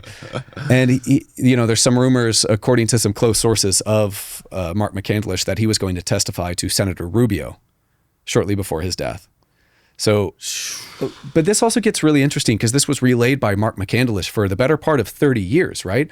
I found the original interview with Brad Sorensen and Bill Scott from Aviation Week and Space Technology. Once I find that and put up a video of the flux liner, I get a call from a UFO researcher, very well-known guy, very respected, great on crash retrieval, but he's also really close with Greer. Like really good buddies with Greer. And he calls me and said, where did you find that interview? Like, that's not supposed to be public. You should take that down. Why isn't that supposed to be public? Because this story was always secondhand with Mark McCandlish and not Brad Sorensen. And what's weirder is one of Greer's close friends is a researcher. And why did he tell you it should be taken down? He said it's internal. Internal for who? Exactly. Why? Because I messaged Brad Sorensen. I emailed. Right. And the amount of death threats that man gave me is unlimited. What man? Brad Sorensen. Oh, really? Yeah. Say goodbye to you and your family. You'll never see it coming. Mark was a stupid, dramatic fool. You're going to end up the same way he did. And then I kept pushing. Because there was some little inkling that I thought maybe there's more than meets the eye to Brad here. And so Brad kind of gave me a little bit of the implication. He may have actually like worked on such a craft, saying stuff like I helped create what I saw and stuff like that. It's an incredibly intriguing case, the Fluxliner. Wow. Incredibly intriguing. And that's just one instance of a alien reproduction vehicle. There's another really interesting thing. Like everybody thinks about the TR-3B triangle, right? Like the famous triangle from Edgar Fouché. It's got the 4 lights on the bottom, the big red light, and then 3 lights on the kind of the exterior of the triangle. I think I know what you're talking about. Well, so see if you can find a picture of it, Steve, just to make sure. There's a forensic artist named Bill McDonald. He worked with, just like the classic triangle, the Sal Pais patents. Yep. Bill McDonald worked with Ryan and Dr. Robert Wood of McDonnell Douglas, who are some great investigators into the Majestic 12 documents. And so he created all sorts of art and all sorts of UFO art, worked with various films to create craft and so forth. In 1992, in Antelope Valley, California, kind of the aerospace hub of the United States, he met with 2 Lockheed and 2 Northrop engineers. And these guys worked at the Lockheed Martin Hellendale radar cross-section facility and the Northrop Tejon radar cross-section facilities. Now, these 2 places are very infamous in UFO lore. And these engineers came together, 2 from Lockheed, 2 from Northrop, to illustrate a reverse engineered craft they had been working on that they are so tired of the secrecy around. So Bill McDonald, of course, drew that craft. It's really interesting. Steve, can you look up Tehachapi Triangle, Tehachapi Triangle? And that, I've pressed Bill McDonald for the sources on this subject as well for this triangular craft, and he won't give them up. That's it. Yeah, first one right there. But what's interesting here is, are you a fan of the X-Files? Yes. Okay, so season 1, episode 1 of the X-Files, not the pilot, but it's the episode called Deep Throat. It's about Mulder. He goes to a Air Force base and to investigate a test pilot that's gone missing and encounters this craft. Chris Carter and John D'Souza, the FBI agent on which the first season of the X-Files was based, went up to Bill McDonald and contracted him to use that design for the X-Files episode, which I found really interesting.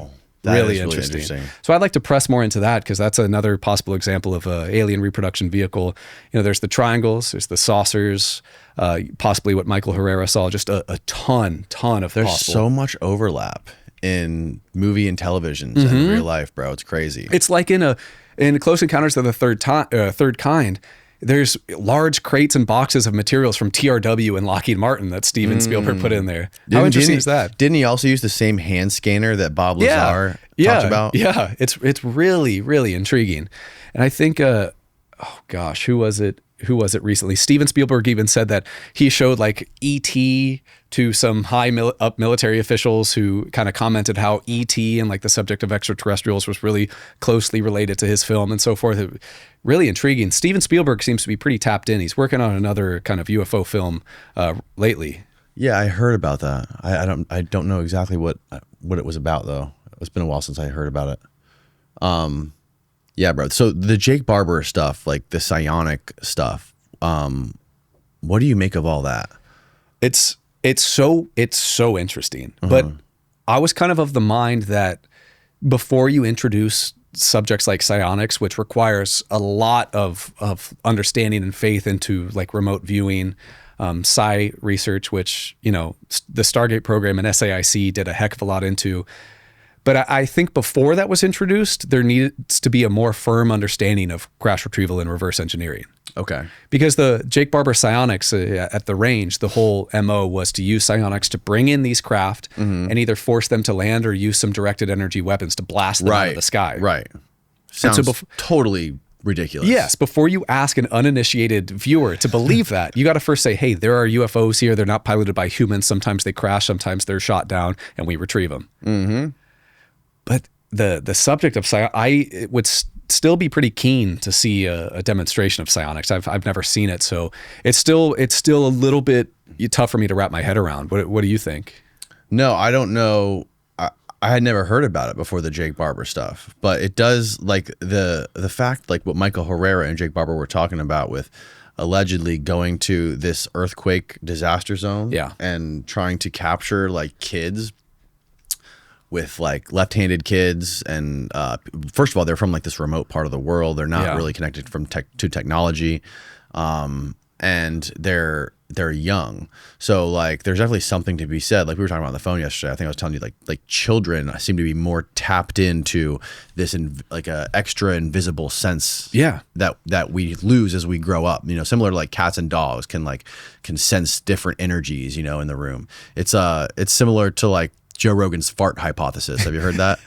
No. Like basically like if somebody farts and you didn't have the sense of smell or a nose, you'd just be sitting in their fart and you would have absolutely no idea. Yeah. So how many other things exist all around us that we don't have the senses to detect? Right. You know? Right. And, you know, the subject of psionics is nothing new.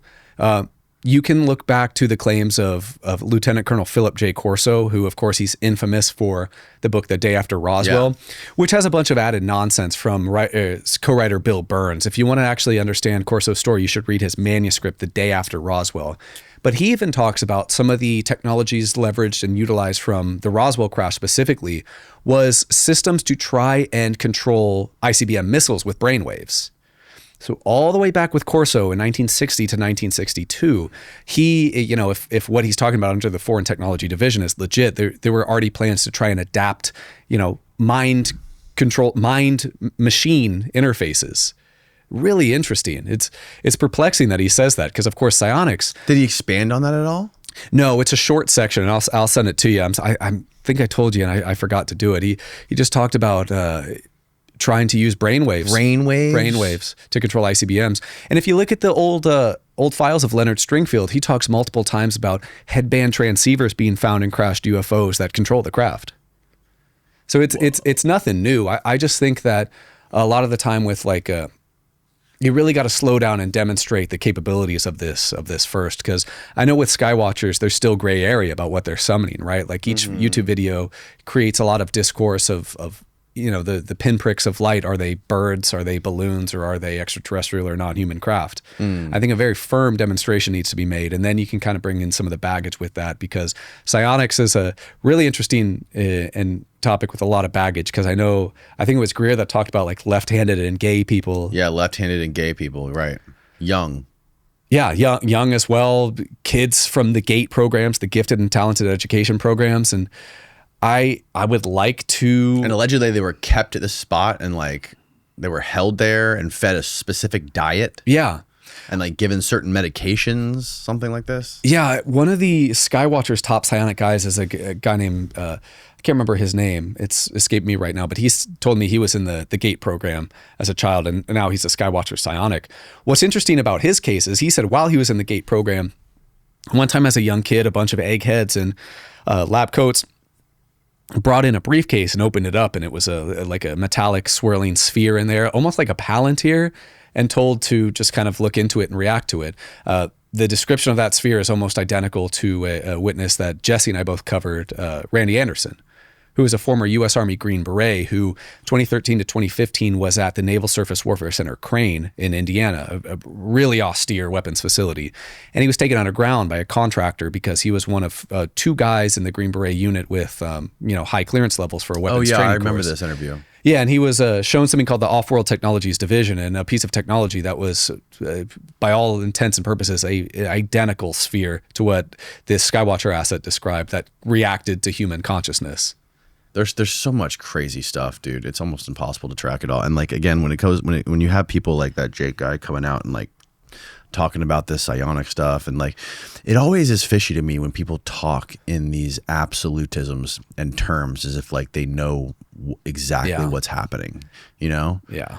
And I don't know. It's almost like it's just so difficult to navigate this stuff that it's like, you know, I like to check out every once in a while and just be like, zoom out on all this stuff, take a breath, take a breather, and then, you know, see where it goes, because it's overbearing, man. It's so much to handle and digest. I don't blame you, because there's so much discourse, there's so much infighting, there's so much interfactionality. Like there's probably disclosure advocates with varying interests and how disclosure plays out. Maybe there's a difference in what like Lou Elizondo wants versus what Eric Davis wants at the end of the day for disclosure, and how these things are brought about. What does the Navy do? What does the Air Force do? What does the Army do in terms of UFO crash retrieval reverse engineering? How siloed are the programs? Is the Navy working on an ARV and the Army working on an ARV, both the same program but have no cross communication? What role do the intelligence agencies play? How does the Neuro hop in? How does the NSA hop in? How do these programs work? How are they funded? That's a really interesting question as well, that I think there's a lot of funding mechanisms for such programs. Like back in the 80s, the Navy was being overcharged by the Grumman Corporation and some other corporations. They were being charged like $400 to $600 for ashtrays in like F-14s. And so there's just ashtrays and F-14s. Yeah, ashtrays and F-14s. Wow. And that brings me back to that guy I told you about, Ed at Edwards Air Force Base. After he was done at Edwards, he went on to work at the Pentagon for the Air Force Research Development Test and Evaluation Panel chain. He said in 2 separate years, $34 billion and then $40 billion went missing from the Air Force in non-transfer of authority funds, just completely wiped off the books. I've also been privy to conversations with individuals who have seen cash transactions, huge pallets of cash transacted for UFO legacy programs. And then, of course, you have Catherine Austin Fitts, who talks about really creative funding from the DoD and Housing and Urban Development. And then you got a great story from SAIC, Science Applications International Corporation. And I'd love to tell you a really, really intriguing story about SAIC's kind of contract work, if you don't mind. Oh, yeah. So SAIC, first of all, has been in some hot water for overcharging like the NSA, $5 to $7 billion for the Trailblazer program, which was supposed to be like a large scale spying software right after 9/11 that completely didn't work. But the NSA kind of was fraudulently charged by SAIC for all of this money. SAIC has enormous contracts, many of which don't make any sense, like a recent $280 million contract with Sandia National Labs, which is a Department of Energy FFRDC, for IT consolidation work. How does IT work? Take $280 million. Of course, with SAIC, we've talked about Kirkpatrick. SAIC has insane ties to the Wilson Davis memo. SAIC has ties to Director of Neuro, Bobby Ray Inman. But in 1992, there's a whistleblower from SAIC. Her name's Denise McKinsey. And she actually disclosed in, I think, 2000. And so her story goes, in 1992, she was working at a fabric store at a mall in La Jolla, San Diego. A new part-time girl named Sophia starts working with her. Sophia says, "Hey, come work for this contractor. It better work." Yeah. And so she shows up expecting an interview at a large contractor. She's hired on the spot at a massive campus that is SAIC, Science Applications International Corporation, La Jolla. She's not even really told what to do besides administrative work on a computer. And that girl who recruited her, Sophia, didn't show up for like another 3 or 4 weeks. So she's just sitting there and having no idea what to do on the job. And eventually a bunch of letters come in while she's working at SAIC that are basically asking for contract updates on DoD and other contractor contracts. These are massive contracts, some in hundreds of $1 million, some millions of dollars, some tens of millions of dollars. And she's working in the building where SAIC does all sorts of classified chemical and biological research. Really interesting biochem facility there that probably connects with Battelle Memorial Institute and Dugway Proving Ground. And so she goes to her superiors because she wants to kind of impress them and says, "Hey, what do I do with these contracts?" The superior says, I think the superior right here is named Stanley Stewart, that I've actually tried to track down, said, "Oh, just say we're working on it." So she, being a new employee, doesn't really want to just say we're working on it on massive DoD contracts. So she goes in the file room to find these contract numbers, to find the contracts, to find the programs. And in each file for every single program, all that's in there is just a paper that says we're working on it, the same file updates. So the SAIC is undergoing enormous contracts for DoD and other contractors with no movement on them. Nothing's being done, no progress reports, no technical reports, nothing like that. So they're just empty contracts. So that money can be funneled, like Catherine Austin Fitts says, specifically mentioning SAIC, into the black budget. So she goes and tells Sophia, the woman that recruited her eventually, and Sophia freaks out. She gets reprimanded by her superiors. All the files are taken away. She's harassed by one of the bosses, and she eventually quits when she almost chokes on some food and like nobody helps her. But so later on down the line, she's interested to search for Sophia because she never saw Sophia again. In the early days of the internet, she finds Sophia's picture, same first name, different last name, on a CIA operatives database.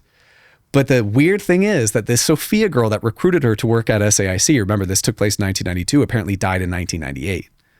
All sorts of weird things going on there with SAIC. In 1992 is also when SAIC took over the Stargate program from SRI and the CIA.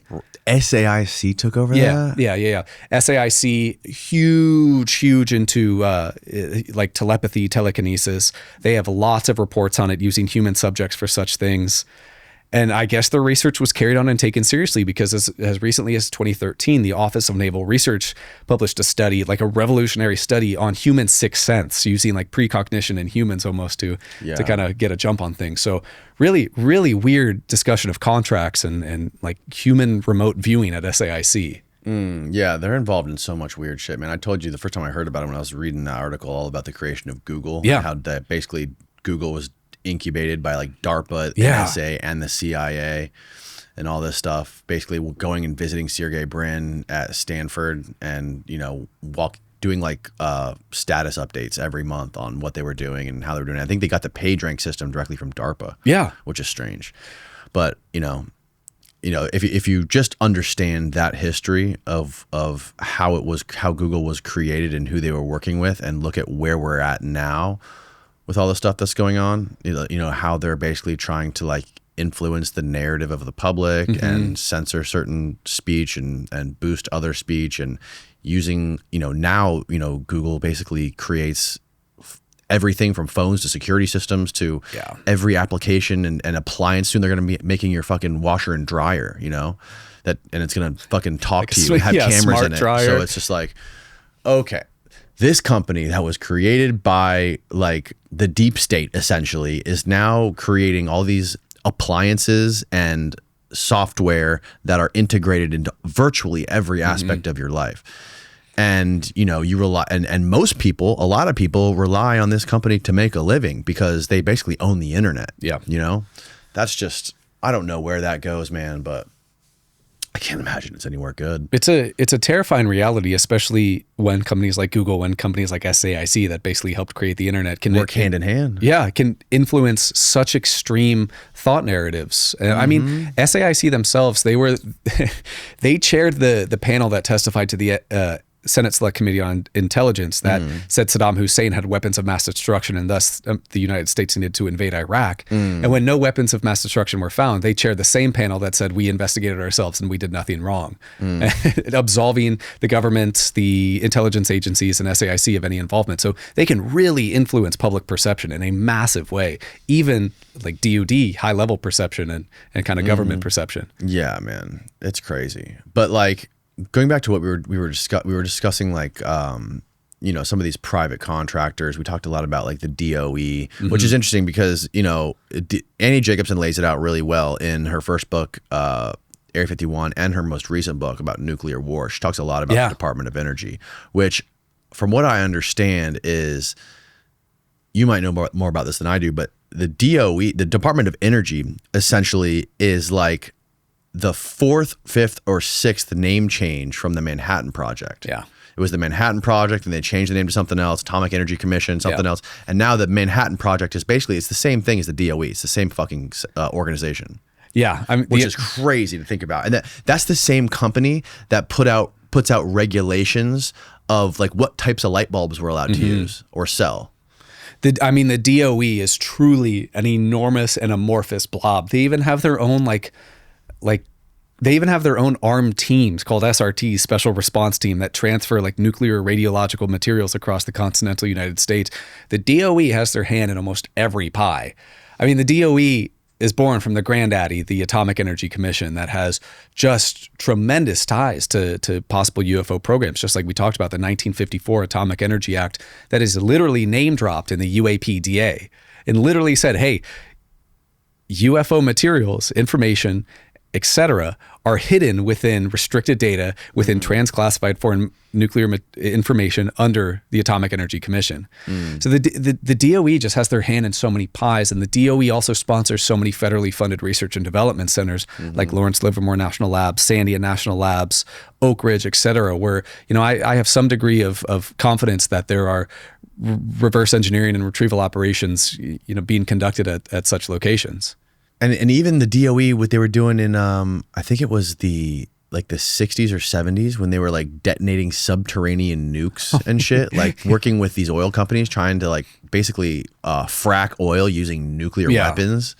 It's just insane. Like you said, all the pies they have their hands in, bro. Whenever you investigate a crash retrieval story or like a craft being housed, any testimony, you can always do a couple extra steps of research and find out some connection to the DOE. It's a very, very scary organization. And, you know, even in some high profile whistleblower testimony, like Edgar Fouché, who talked about the TR-3B reverse engineered alien reproduction vehicle, he directly said stuff like the Lawrence Livermore National Labs and Sandia National Labs, two DOE FFRDCs, reverse engineered the propulsion devices for the TR-3B. And what about Battelle? Where does Battelle fit into all this stuff? Battelle's pretty interesting. So Battelle Memorial Institute, I think you and Jesse talked about it. Not only do they have ties to Ronald Moultrie, who was Undersecretary of Defense for Intelligence and Security, who AIR reported to, but so I think you guys talked about this too, nitinol, nitinol, that yes, you know, shape memory alloys. Battelle was kind of doing some secret projects on that wasn't really declassified into the early 60s when nitinol was like accidentally discovered. Battelle Memorial Institute also ran something called Project Stork, which was actually a hidden UFO program parallel to Blue Book. You know, Project Blue Book, 1952 to 1969. Why does Battelle have their own really secretive UFO program? Back in the same time as Blue Book. There's also I know of an individual that I did a video on. This took place at Dugway Proving Ground at the West Desert Test Center, which is Dugway Proving Ground's major range test facility base, where in the Avery area of Dugway, which is, you know, an Air Force, pretty extensive contractor location, he went into a building while doing contracting work there and saw a craft. And this craft was hovering off the ground and it was being worked on by various individuals. Well, the West Desert Test Center, which specializes in chemical and biological work, if you look at the history of people who have run the West Desert Test Center, it's always former Battelle guys, always. Battelle also runs multiple FFRDCs, like the out near Fort Detrick, Maryland, and that kind of region, which has really high profile biological and chemical work, that there's some rumors that that's where some of the bodies of extraterrestrials or non-human intelligence are stored. Battelle also really smartly, Battelle kind of set the playbook by forming something called Triad National Security. It was Battelle, a university, and another organization that formed like their own company to manage some DOE labs for FFRDCs. I'm trying to think which exactly here, but once Battelle did that, then companies like SAIC started doing that with EG&G. SAIC started doing that with Northrop. SAIC started doing that with Amentum, which recently whistleblower Matthew Brown has said operates hangars that hold reverse engineered technology at Pax River in Virginia. So Battelle has always, at least to me, seemed like a almost like a chemical and biological subject matter expert. There's one of those nickel titanium alloy studies from Battelle that was, you know, I can't remember the date, declassified, but it was by a man named is this the nitinol stuff? Yeah. Okay. Yeah. Is it Edward? It's not Howard Cross. It's Edward something, but it's a name. It's a name that worked on one of the, you know, investigating these alloys. And this same individual, I don't know why his name is slipping from me. I just talked about it with Jesse, but on late in his life in 1992 to MUFON researcher Irene Scott, this guy disclosed to her that he worked on metals that were leveraged from non-human intelligence craft that had crashed. So you have your own Battelle guy who worked on those reports saying that stuff came from flying saucers, essentially. Yeah, I remember Jeremy Riss. He went to one of the big hearings. I think it was last year, and he like, you know, he's crazy. He goes there and like live streams, like talking to people, pulling people aside, and he was interviewing. I forget who it was. It was some bigwig. It was a woman, and she was like, I think she was a congresswoman, and he was asking her about Battelle, and she goes, "Excuse me, what?" He goes, "Battelle Memorial Institute." She's like, "How do you? I've never heard of that." And he was like, okay, it's spelled this. Go to this website. I really need to look into that. Thank you for I'm going to look into them. Thank you. It's just like, you know, I don't know. It seems like nobody knows what's going on with all this stuff. And how projects and expertise may be delegated to different contractors. I mean, I think Battelle has their hands all over this stuff, as we've seen with the nitinol, nickel, titanium, alloy studies, and Project Stork. Battelle is just strange. I think.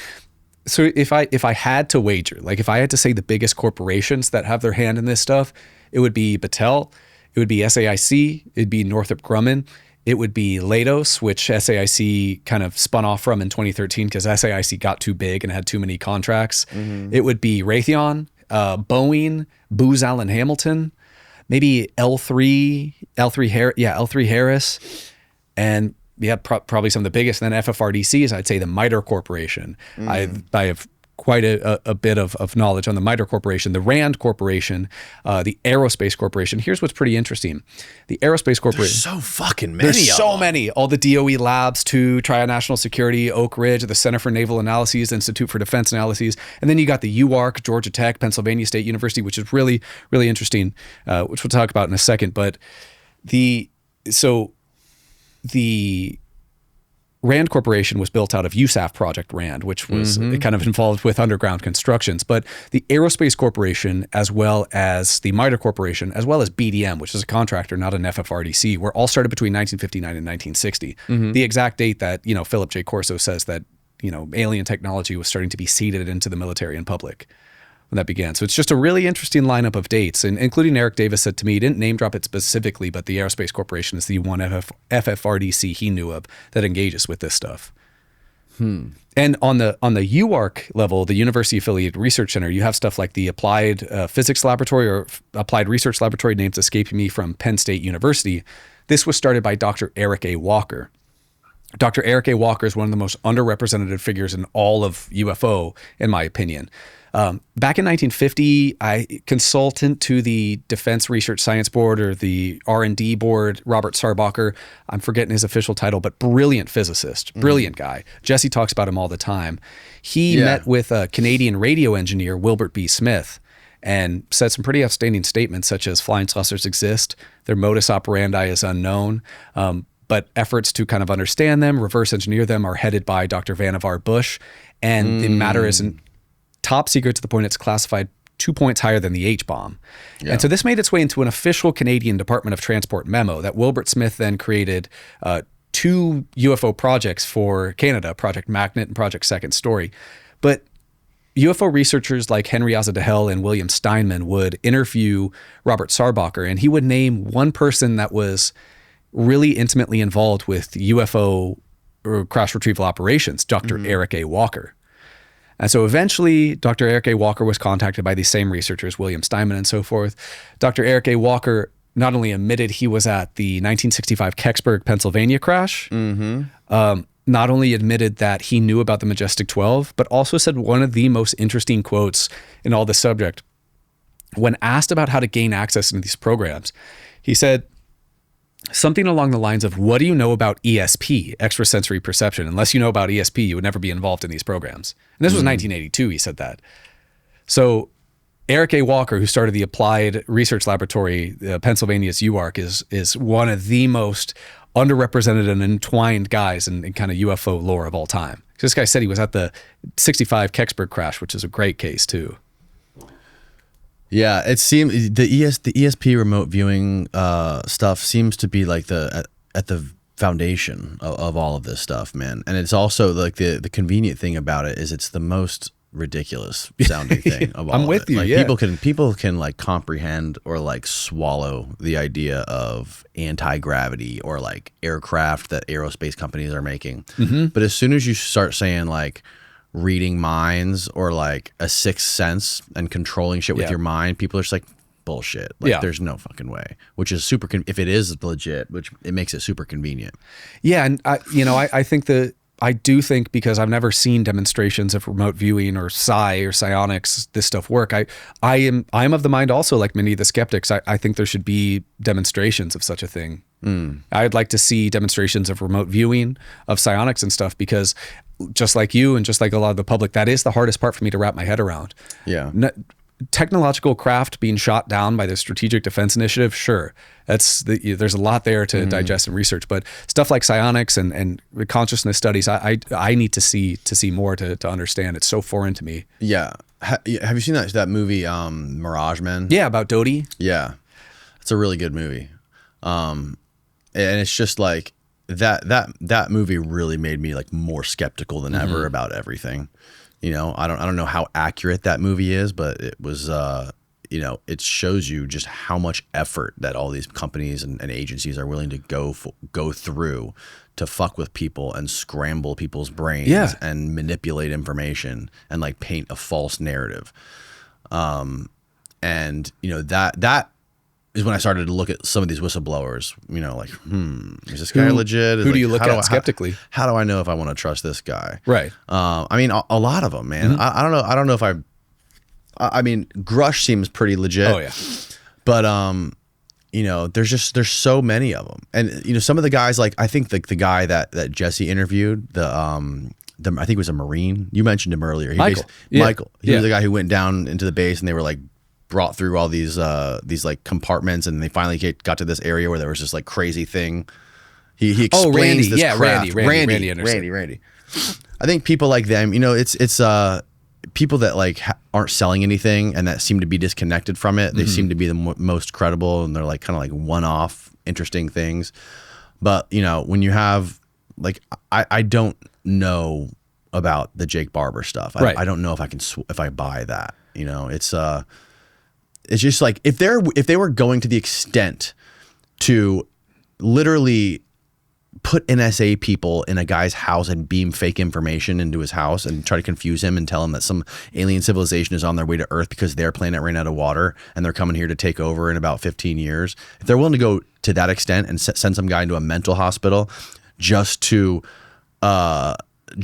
make sure nobody believes anything he says about seeing these aircrafts flying over the mountains, imagine what the hell they're doing 60 years later. Absolutely. It's almost incomprehensible, especially when you add the internet and social media into it.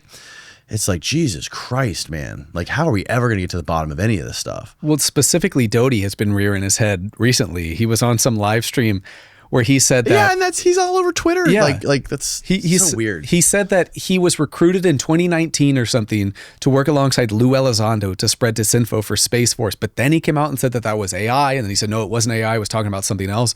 So Doty's always still kind of flirting around. And then there's, of course, just the other day, that new Wall Street Journal article. Did you see that? It's a Sean Kirkpatrick love letter that says we solved all the UFO program. Everything was just an Air Force hazing ritual. That new signees to various Air Force programs, when developing stealth technology, would be shown pictures of flying saucers, made to sign an NDA, and told, we have secret alien technology and blah blah blah blah. Is this the Wall Street Journal thing that like talks shit about Lou Elizondo? Because I saw something on Twitter this morning about like some sort of Wall Street Journal article. Oh yeah, no, Lou responded to that. Okay, that was the same article you're talking about. Yeah, and the article talks about how like the 1967 Malmstrom Air Force Base incident was just like a large EMP device that was brought up to the front gate of Malmstrom AFB 60 feet in the air and basically took a bunch of Minutemen missile operators by surprise, turning off the ICBMs. So there's unfortunately with this subject, there's disinformation and nonsense and difficult gates to check and difficult probabilities to assess at every single corner. It's such a hard field to navigate because there has been sophisticated disinformation campaigns since the 1950s. I mean, 1953, right after the sightings of UFOs over Washington, D.C., there was something called the Robertson Panel. The Robertson Panel was supposed to investigate UFOs, but had already had a pre-written conclusion to dissuade public worry about UFOs and say everything was okay. It's just, there's no problem here. There's nothing to see here. Same with the 1969 Condon Committee. And then in the 1960s, you have things like Air Force Regulation 200-2, which restricted civilian and military pilots from reporting UFOs.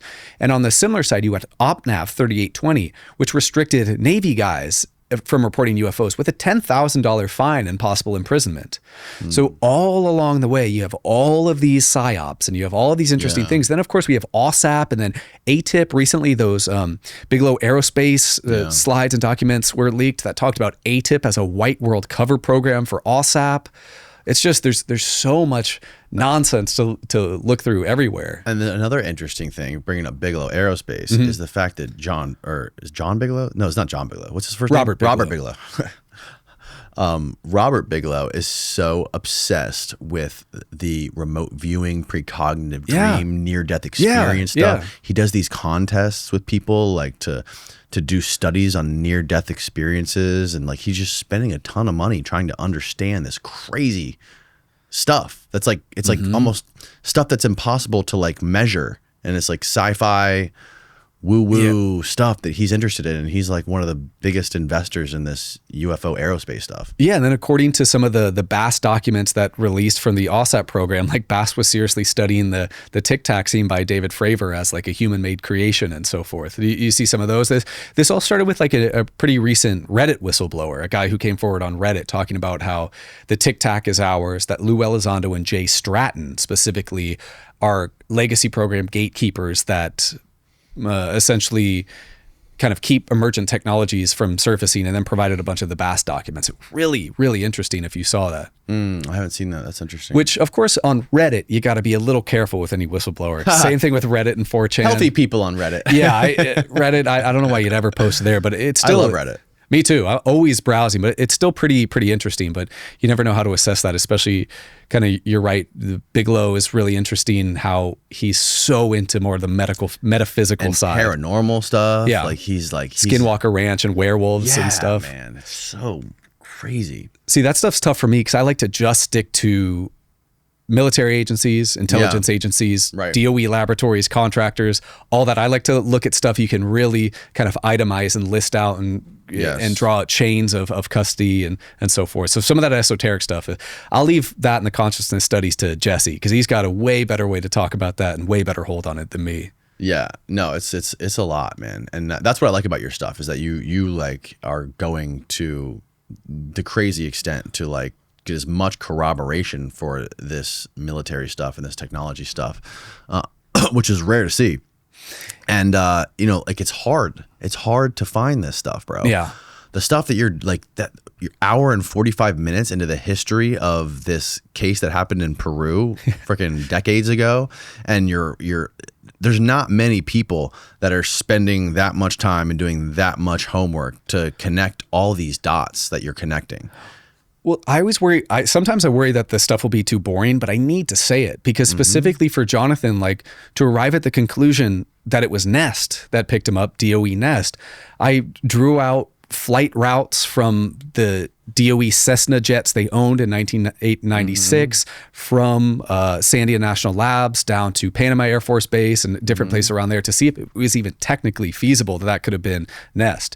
So a lot of these crash retrieval cases, whistleblowers, corporations involved, I'm not solving anything. I'm doing the best to get to the bottom of it, but they really need to be scrutinized intensely. Because just reading the testimony and not really arriving at any conclusion or not having any supporting evidence, it's just not enough in my opinion. Just regurgitating the stories isn't enough. Right. And that's a trap that you can get into. And, these people that are like posting every day on every social media platform and trying to just talk about like the news of the day, you kind of get bogged down. You kind of like lose your footing in what you're really trying to, in like the real investigations that you're doing. You're obviously these videos aren't quick for you to make. No. It take you like months to make. Yeah. That's why somebody recently called me like a podcaster, and I'd say, no, like I fancy myself as like an old school UFO investigator. Like I want to do the research. I want to publish on YouTube.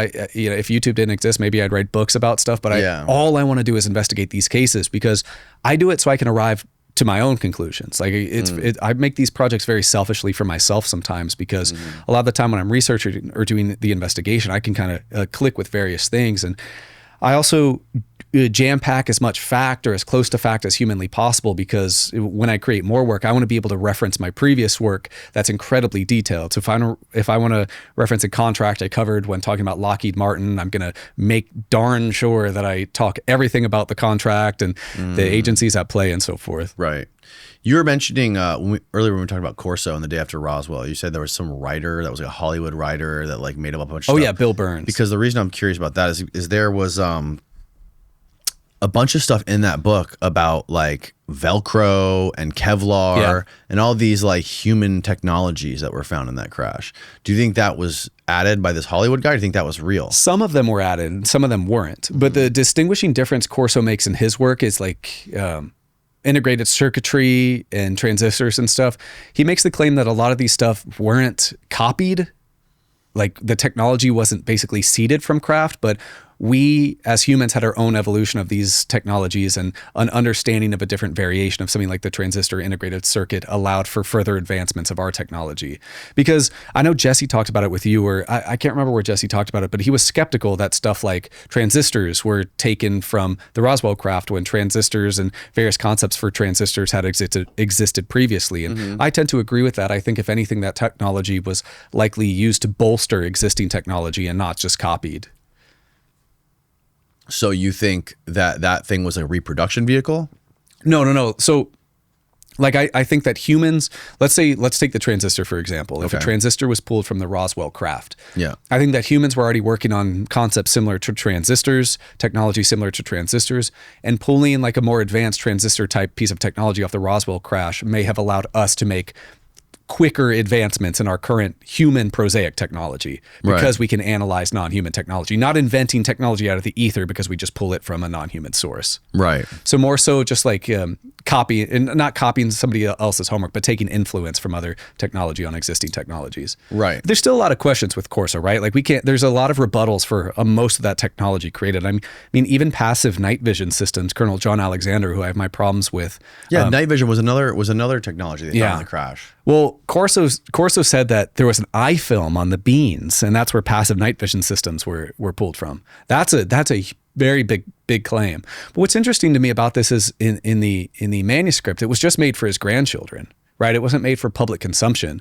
It was made for his family. So it's not like he's trying to sell this story to a huge world, because there's massive differences in the manuscript versus the book. The book talks the first chapter about Corso sitting like Isaac Newton under a tree, like thinking about the Roswell crash, basically placing himself there. No, the manuscript is super dry. It repeats itself dozens, if not hundreds of times, but it just is basically Corso's words actually from Corso and not with added fluff. Like in the book, there's one like senior intelligence or DOD official that Corso basically convinces to, perform a self-inflicted gunshot wound with. Like Corso acts so tough to do that. That's not in the manuscript. That's fluff nonsense to make something sell to Hollywood. So there's a lot of added information that I really understand why people take Corso so skeptically if all they've read is The Day After Roswell. Right. What is your take on John Alexander? John Alexander, I don't know. What I think the most interesting example of where John Alexander was present was 1985 at the Advanced Theoretical Physics Working Group that was held at BDM's facility in McLean, Virginia. Right? So this was an event that Oki Shannon, if you've heard of Oki Shannon, he was director of like special projects at Los Alamos National Labs, and he is mentioned multiple times in the Wilson Davis interview. In 1985, he went to attend this event at BDM McLean. This event was classified using DOE controls, right? Which is really interesting. A lot of it was ran by John Alexander and at that time new BDM board member Albert Stubblebine, who had just left U.S. Army INSCOM for BDM in 1984. At this conference, there was so much talk about UFO reverse engineering programs, conducted through speeches and organization by Alexander, including a massive mention of I think it says like huge engineering project under Bobby Ray Inman. And of course, that's somebody we talked about earlier. Guy, right? No, Bobby Ray Inman is the neuro guy. He's the CIA guy. He's the NSA guy. He's the SAIC guy. He's the Wackenhut guy. Oh, wow. Okay. He's one of the main villains of this entire story, I'd say. Something I forgot to tell you about is in 1989, he talked to NASA mission specialist Bob Eschler. Bob Eschler called him. Somehow they got in a relationship and were talking to each other, and Bob Eschler basically asked if recovered UFOs would ever become available for technological research. And what's interesting is this phone call is recorded, so you can actually listen to it. And Bobby Ray Inman does the whole I know nothing about that, but directs Eschler to current CIA DS&T Directorate of Science and Technology Deputy Director Everett Hindman. It says, if you want to know about it, go talk to Hyndman. So Eschler talks about Hyndman. Hyndman freaks out, says, no, don't talk to me. Nothing there. Hyndman was also director of the NRO Program B and was actually one of the first heads of Pine Gap when it opened up in the 70s. In 2023, a UFO researcher, RGH UFOs, emailed Hyndman, and I wish he would get back to me, but he's never responded to me. And Hyndman alluded that he did, in fact, work in UFO programs. He said, I'm no longer in that area of research. But back to Inman. Inman also pointed Bob Eschler, NASA mission specialist, to former director of naval intelligence, Sumner Shapiro. Sumner Shapiro was also a BDM board member, but Sumner Shapiro met with Bob Eschler, and Sumner Shapiro told Bob Eschler that not only had he studied craft up close, but they were shipped between different DOE laboratories, and some of them featured interlocking components that had to be assembled and disassembled in certain ways if you're going to gain access to the craft. So Bobby Ray Inman, points Bob Eschler to all sorts of these guys. Bobby Ray Inman is former director of Neuro, CIA, all this. But then in 2020, and this echoes the present very well, Bobby Ray Inman appeared on Project Unity, Jay Anderson's podcast, and said he had found conventional explanations for every single UFO sighting. Which is nonsense to take that stance that every single UFO sighting you've ever cracked sounds like Sean Kirkpatrick. So this guy in 1989 is pointing Bob Eschler to firsthand UFO retrieval knowledge people, and then he is walking those statements back. And Bobby Ray Inman has a very illustrious history. He was also on the board for Wackenhut, which is a private security agency mentioned by so many whistleblowers, and including performing security at Area 51S4. Yeah, I learned all about Wackenhut when I had the dudes in here that made the Danny Casolaro documentary. Really? Have you seen that documentary? Holy shit, bro. You gotta watch that. It is, they talk all about, like, it's called The Octopus Murders. You know what? I can't believe I haven't watched the Octopus Murders yet. So many people have told me to watch it. It's amazing. It basically explains how, like, all of these things are connected with Wackenhut, the CIA, and all of these different scandals that have ever happened, from like Watergate to like Iran-Contra and all this stuff. It's all a part of this big fucking crazy deep state blob octopus, and all these tentacles are attached to one another. And Danny Casolaro got to the bottom of this thing, and he was found with his wrists slashed in a bathtub in a hotel room. Yeah, and it's an amazing documentary, and they go deep into the Wackenhut stuff. What? Wackenhut even has ties in the subject we're talking about now with the Department of Energy. I mentioned the Department of Energy special response teams that are like really highly armed guys at DOE national labs that, maybe they transport nuclear materials, maybe they transport radiological materials, maybe sometimes they transport UFOs, but these guys were trained by Wackenhut. So they get Wackenhut training. Wackenhut worked closely alongside INDUSEC, or industrial security personnel, which I think industrial security personnel are the actual armed guards and so forth that will be inside of a UFO facility guarding the USAP program locations and so forth. So I think Wackenhut is intimately entwined. And Bobby Ray Inman, he was a board member of Wackenhut. It's interesting. He said that he was the guy who said that a bunch of the stuff can be explained away with conventional explanations. I think some of them definitely can. Yeah, agreed. I think even the stuff that was leaked by the 2017 New York Times stuff. Like the footage of the I forget if it's the GoFast FLIR, or the gimbal, and gimbal. GoFast. There's one of them where basically it shows the thing flying across the water with the water in the background. Yeah, GoFast. Yeah, and he's like, "Whoa, are you seeing that or whatever?" You can easily explain that with because what people don't understand is that object is moving in one direction and the plane is moving in the other direction. Yeah, and you parallax. have the parallax of the water underneath it to make it looks like it's going 10 times faster than it could be a fucking bird flying across the surface of the water. I agree with you. I don't think those videos are the cream of the crop, definitive anything. In fact, I think that video and picture evidence is some of the least compelling stuff we can get. I'm with you. The debate still rages on about those videos. It's 2025. Those videos were released in 2017 and there's still been no progress made on a single one of them. Right. Besides maybe just the GoFast and kind of downgrading it to possible parallax effect. Right. What would be a treat is if you're familiar with the whistleblower Matt Brown. Oh, okay. So Matt Brown wrote the Immaculate Constellation Report. Oh, yes. Okay. Some of those in that Immaculate Constellation Report For people that don't know what the Immaculate Constellation Report is, can you like summarize it? Okay. So Immaculate Constellation, according to Matt Brown, who, I put a lot of faith in, was a reactionary special access program formed, I think, 2017, 2018, to kind of catalog various morphologies, sightings, databases of UFO sightings.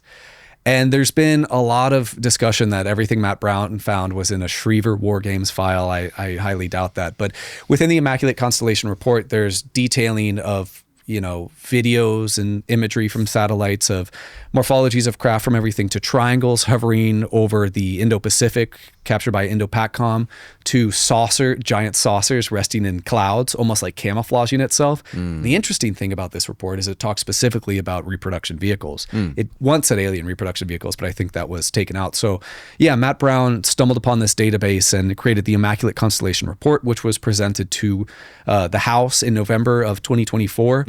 Jeremy Corbell, I think it was his report, but Michael Schellenberger presented it, and Nancy Mace entered it without, Jeremy's page. A lot of drama there, but it's a really interesting report. And of course, Matt Brown just did a 3-part interview series with Jeremy Corbell, and recently has started making some scathing tweets directly accusing Pax River out there near Virginia of having hangars owned by Amentum, I think it is, that house some recovered craft. Really? Wow. Let's see that dang satellite footage of that saucer resting in the clouds, because that's the type of footage that's going to be compelling. Recently there was the Lou Elizondo kerfuffle of presenting the irrigation circles. Did you see that? No. Oh my goodness. So at the UAP... Oh, yes, I did see it. This was at South by Southwest?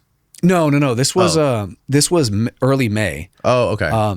There was a UAP Disclosure Fund meeting, and I think it was Admiral Tim Gallaudet, Lou Elizondo, Chris Mellon, and Eric Davis speaking. And there were some really interesting things said, such as Eric Davis talking about 4 types of non-human species, and as well as most retrievals being maritime retrievals, which would then create a whole new world of investigation for us in neuro. And then Elizondo gets on stage, says, hey, I was given a picture by a pilot this morning taken at this elevation, and it's just 2 elevation circles that has a small illusion of being like a saucer hanging over a flat land.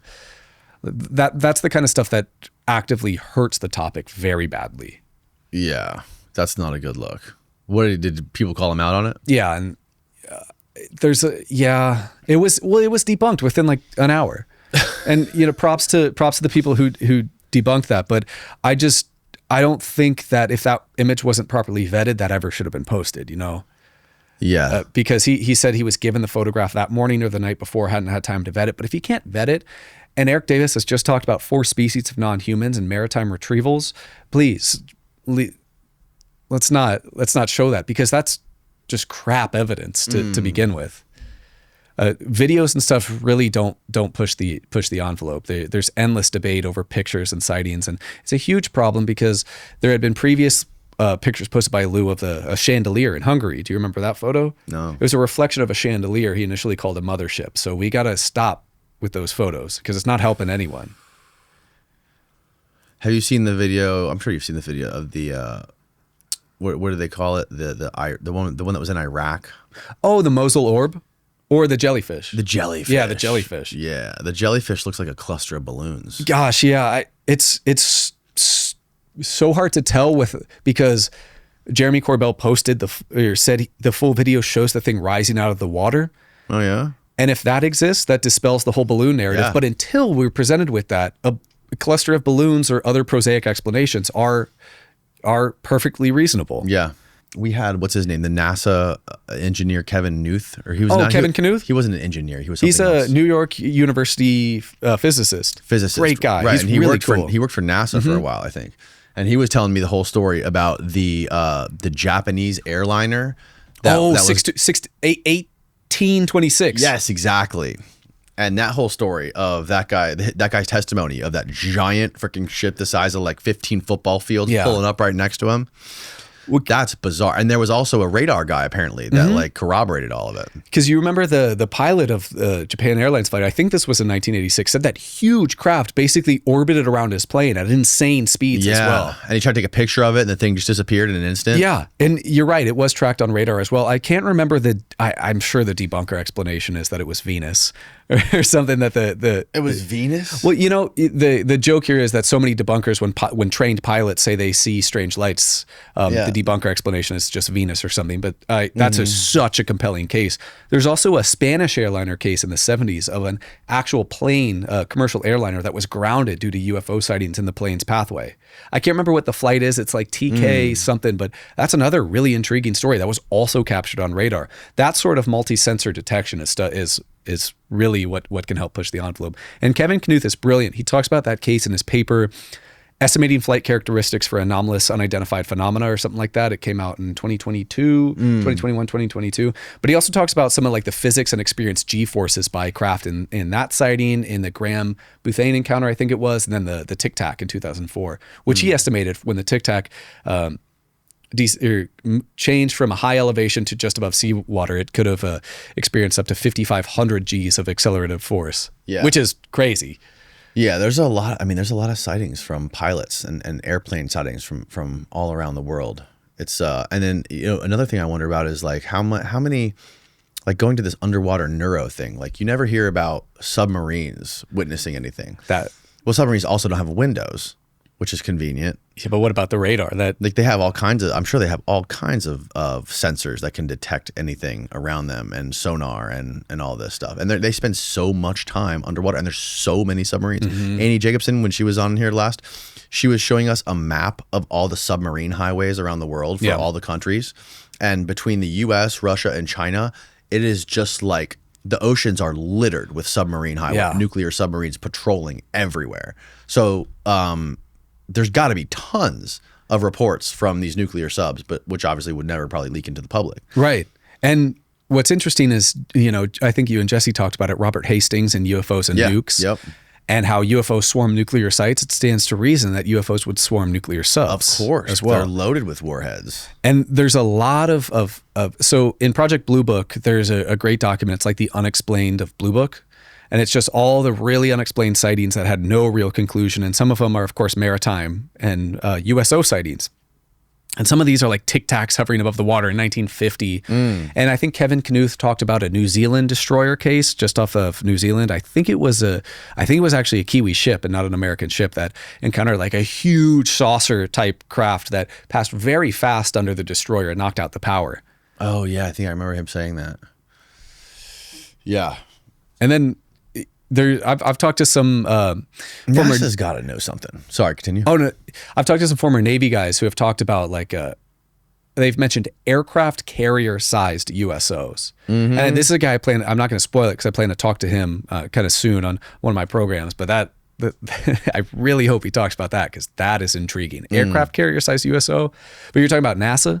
Yeah, I was going to say NASA has got to have, there's got to be some, I know NASA is a very public facing organization, but like you would imagine that if NASA's been involved in so much since the moon landing and all that stuff, that there's got to be some sort of interest or investigations into this stuff from people at NASA. Well, plenty of NASA astronauts have had a interest. Gordon Cooper and Edgar Mitchell. I mean, Gordon Cooper himself discussed even before he was on NASA flights, kind of chasing UFOs in a jet while in service. And I can't recall them off the top of my head, but there are stories of like lunar or Apollo astronauts on the way or returning from the moon, seeing strange craft following them. There's allegedly a tape taken by one of the Apollo astronauts. There's the testimony of this is a famous Greer testimony of Donna Hare. She was a former NASA employee who claimed that NASA would airbrush UFOs out of various satellite imagery or space imagery. But I agree, but it already is somehow it seems like NASA is almost disconnected. NASA feels a little bit to me like it's a little bit left out of the club. NASA's pretty underfunded. NASA doesn't have some of the most cutting edge technology. I think, at least to me, it seems like a lot of the cutting edge technology and actual craft materials are not relegated to space exploration and seeing Mars. It's relegated to tactical reconnaissance. It's relegated to asymmetrical warfare advantages. And that stuff's going to be kept in the deep black of the military and intelligence community. Yeah, I think who was it that was telling me? I think it was Jason Giorgiani was telling me a story of a guy who, I think he worked at NASA, but was like shown something, and then he got like hit on his bike. He got killed, like riding his bike, like after that. Oh, I'm trying to. God, who was that? I think we talked about this with Kevin Knuth as well. There was some guy, or no, maybe Jesse talked about it with Rogan too. There was some guy who basically was like shown photo. Oh, this has something to do with the moon. He was shown something on the moon.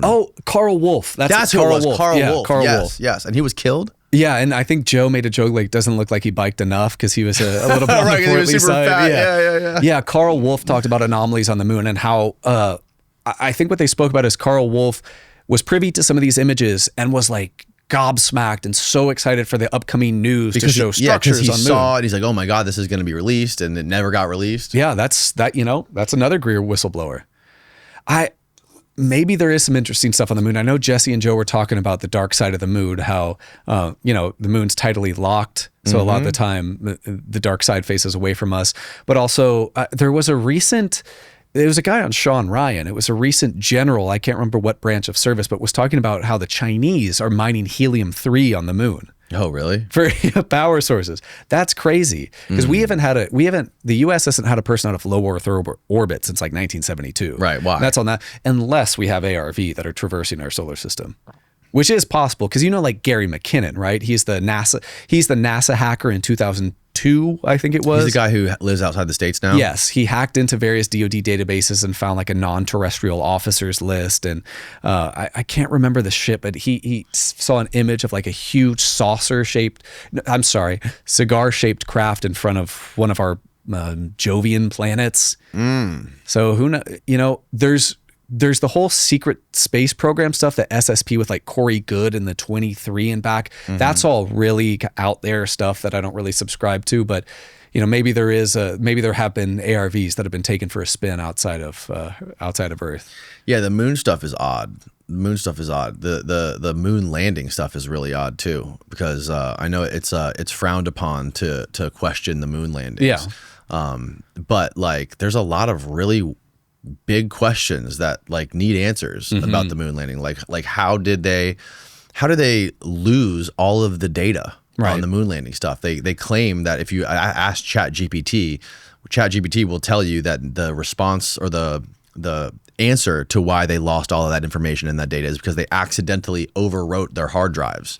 Like they used those hard drives and to rewrite stuff and they accidentally like erased it or whatever. So now we have none of that technology. That seems like I forgot my homework type statement as a kid. Yeah, it is. And it's also the only technological feat in any sort of industry or any sort of technology that hasn't advanced or like exponentially grown since it was first implemented. Right. Yeah.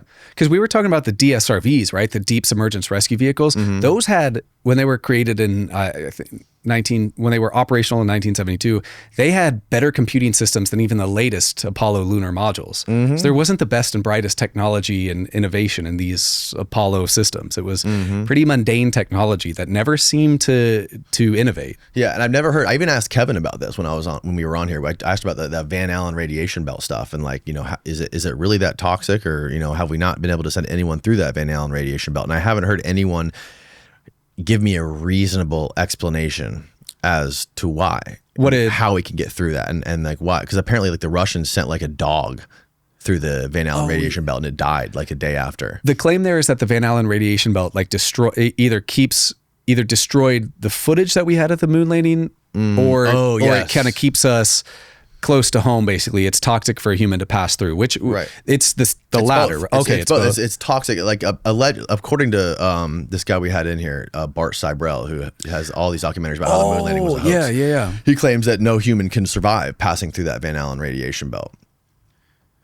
Unless we have shielded ARV materials. Right. Unless we have shielded ARV materials. But then you was like, we would have been going to the moon, ever since then. But we haven't. And we keep saying every single president has said since Bush or since that happened. I think Jimmy Carter was the first one who said we're gonna go back to the moon. And then even Trump has said multiple times we're gonna go back to the moon. But the moon landing, the moon missions keep getting pushed back, and it just recently got pushed back again. Yeah. From it was supposed to happen September this year, and now they're saying it's gonna happen like June of next year. Remember we were supposed to go to Mars in 2025? Mm-hmm. And even back in the 60s and 70s, out of the Rand Corporation and stuff, there were all sorts of plans for lunar bases and like lunar tunnel systems for trains. Yeah. Huge plans.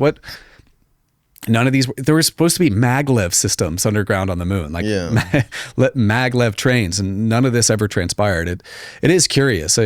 The whole moon is, the Apollo missions, there's a lot to chew on there. And I've never really taken the time to sit through and sift through it, but it's so interesting. And that period of time in the middle of the Cold War was when the United States there was so much deception and so much shit happening around that. I mean, the Kennedy assassination cover up, Watergate, MK Ultra, that was all happening at the same exact time. The moon missions happened.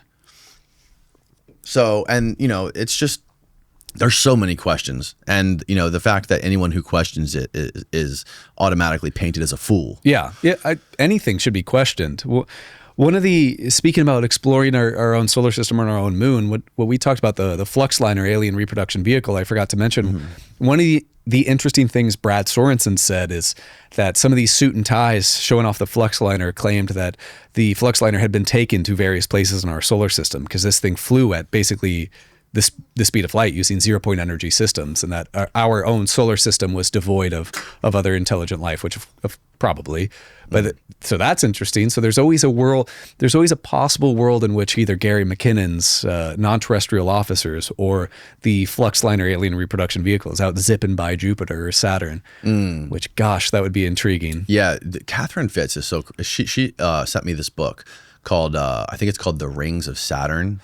Have you heard of this? I think so. Where allegedly, like back in I forget which year it was, but there's a photo of the first probe that got like really close to Saturn, took a photo of the ring around Saturn, and I haven't read the book yet, but apparently the claim of the book is that they found like some sort of weird looking vehicle that was like parked inside of the ring of Saturn. I think I've heard this. I think I've heard this in passing, but I don't really know anything about it. Wow. Yeah. It's just interesting. Somebody like her who's so smart, right? And she's she's a math wizard. She looks at this stuff, and she's been in the government, and she's a very reasonable, rational, smart human being. Also, like, believes in all this stuff, like, taking all this stuff from the Nazis and creating a breakaway civilization of bankers trying to get off the freaking earth in case something happens, and all this UFO stuff. It's a weird thing for someone like her to be interested in, but like, she's a very credible person. Yeah, and she's really hip to the kind of UFO lore and the UFO subject. She had like a series of 25 interviews over the years on Dark Journalist, and I watched every really? Yeah. Oh, she has like over 20. Everything from like the UFO economy 1.0 to 3.0 to so many things. And she's really dialed in with a lot of these subjects. She blew my mind when she was explaining like Elon's Doge. When she was explaining like Elon created Doge to find all this waste, fraud, and abuse, right? But he's taking auditing like the IRS, Social Security, the HHS, and not looking at the black hole of the trillions of dollars missing from the Pentagon. Yeah. But like, and what she was saying was that Elon's deliberately trying to like get all of this data from the IRS and the HHS because it's, you could have all the data on all the human beings inside of the United States and integrate that with XAI and Palantir AI. And Elon's been, on record talking about how he loves China's WeChat. The WeChat is the app it's everything. It's everything. It's basically payment, social media, texting. Like it all is all funneled through this centralized WeChat. And the fact that he's talked so highly of the WeChat thing and how he wants to turn Twitter into his own WeChat, and simultaneously working with Palantir and integrating all this stuff and using all of the HHS, Social Security, and IRS data to integrate it with the AI and working with Palantir, who just got like an $800 million contract 2 weeks ago. I don't think there's any optimistic outcome of doing something like that. No. And he was also this recent falling out with him and Trump. Oh my goodness. Part of it had something to do with Elon really wanted this specific person to be the head of NASA, and Trump said, no, I don't want that guy to be the head of NASA, because he said something was fishy about him or something. What that Twitter beef came out of nowhere. That was really shocking to see, because then, of course, Elon implicated Trump in the Epstein files, and he said that's why they're not released. So and he just deleted the tweet too. Yeah, things got ugly really fast. And so you're saying you're not optimistic about this kind of Doge platform, because we would lead towards even closer towards a CCP national security state with that centralized processing, and that probably wouldn't even get to the bottom of where these dollars are going. Right. Yeah, apparently all the places that Elon was looking for waste, fraud, and abuse pales in comparison to what the Pentagon is missing and the trillions of dollars. Like, why didn't he go look for that? Because those are funneled into black holes. And there's one of the things I really want to understand that I really can't for UFO programs, which, I'm interested in, Catherine Austin Fitts is interested in, is the creative accounting around them. You know what? I think, I can't definitively prove it, but I think there are numerous vehicles in which to fund these programs, like we talked about earlier. IDIQ, indefinite delivery, indefinite quantity contracts, IDC contracts, sole source contracts, cash transactions, skimming off contracts, overcharging, siphoning off funds, leftover funds, end of fiscal year. The amount of creative accounting must be a nightmare to try and track any of it. Right. That's why it would be great if we had a UFO whistleblower that actually worked in legacy program accounting.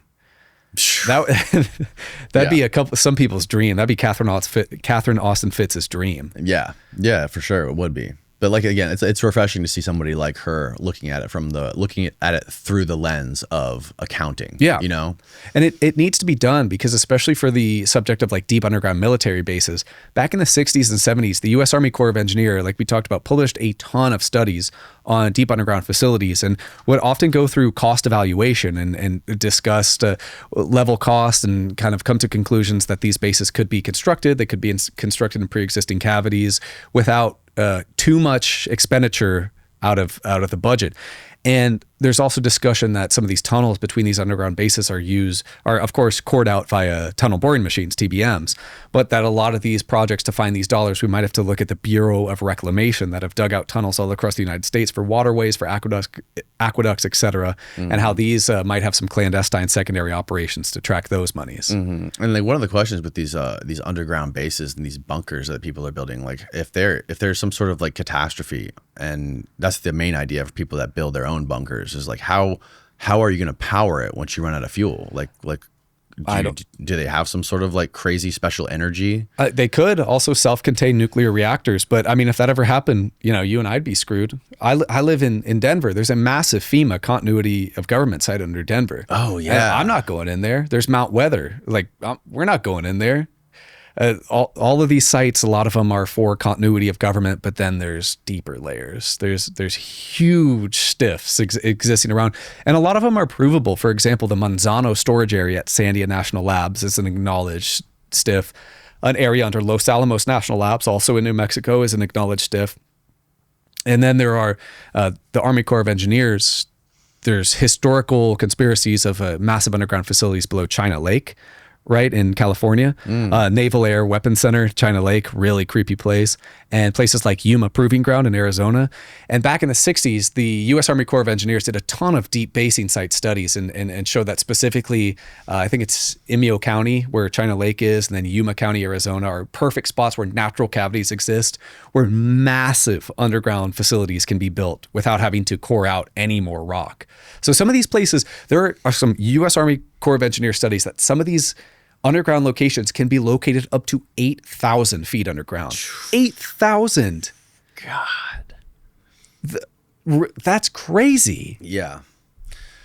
I would imagine they probably also have. I mean, if I was to bet, I would imagine they have to have some sort of setup on the moon, like some sort of base on the moon. Agreed. Like, if we actually did go to the moon in 69 and 70, and during those Apollo missions, I would find it hard to believe that we haven't set up something there to like at least back up the data of humanity, because if there is some sort of like crazy catastrophe that wipes out most of civilization, it's going to be like, it's going to wipe out our technology and the data that we have. And you would want to offload that. You would want to keep that safe somewhere for humanity to eventually reset somewhere. Oh yeah. And if you do have a secret space program that uses some types of conventional rocketry where you have to overcome the Earth's escape velocity, it makes far more sense to station some of those assets on the moon where you don't have to consistently overcome that such an escape velocity. Yeah. So it makes perfect sense. Yeah. And of course the RAND system and other FFRDCs and corporations of interest were doing studies of maglev systems below the moon's surface, which if we've done it here, which I believe we have, I think it's definitely possible on a place like our moon. Yeah. Especially if we have stuff like the TR-3B for logistics, an ARV to transport some stuff. Or what Michael Herrera talked about, that huge octagon craft that he saw in Indonesia that was able to fit multiple containers carrying people, according to him and Jake, as well as massive trucks able to zip together and fly off. Right. So that sounds like a perfectly suitable logistics transportation craft that you could use to shuttle materials or building materials, construction materials, supplies, logistics to a place like the moon if you want to have a off-planet base. Yeah, totally, man. Well, bro, thank you for doing this. This Thank has you, been Danny. Fucking amazing. Do you tell people your real name? I think Jesse said it once, so it's Sam. Okay. Yeah, so go by Sam. I didn't know if you're keeping it secret or not. Oh, no problem. I just don't like when Marines try and scare me by saying my full name. Yeah. Because he did the full, I'm trying to remember, but he did the full Mr. Samuel, like full name. Mm-hmm. So, yeah. But thank you, brother, for having me. This has been an honor. And this is the coolest studio I've ever seen, man. Oh, thanks, bro. Yeah, we've been working on it for a while, but we're about to move, so it's going to go. Oh, nice. What, are you working on anything else like coming up people should look forward to? Or? Yeah, absolutely. So whenever one project's done, I'm always working on the next. I don't know what's going to be released by now. It may be a big project on SAIC, or it may be another interview with a former Navy commander with some really interesting knowledge on like the Wilson Davis notes and stuff.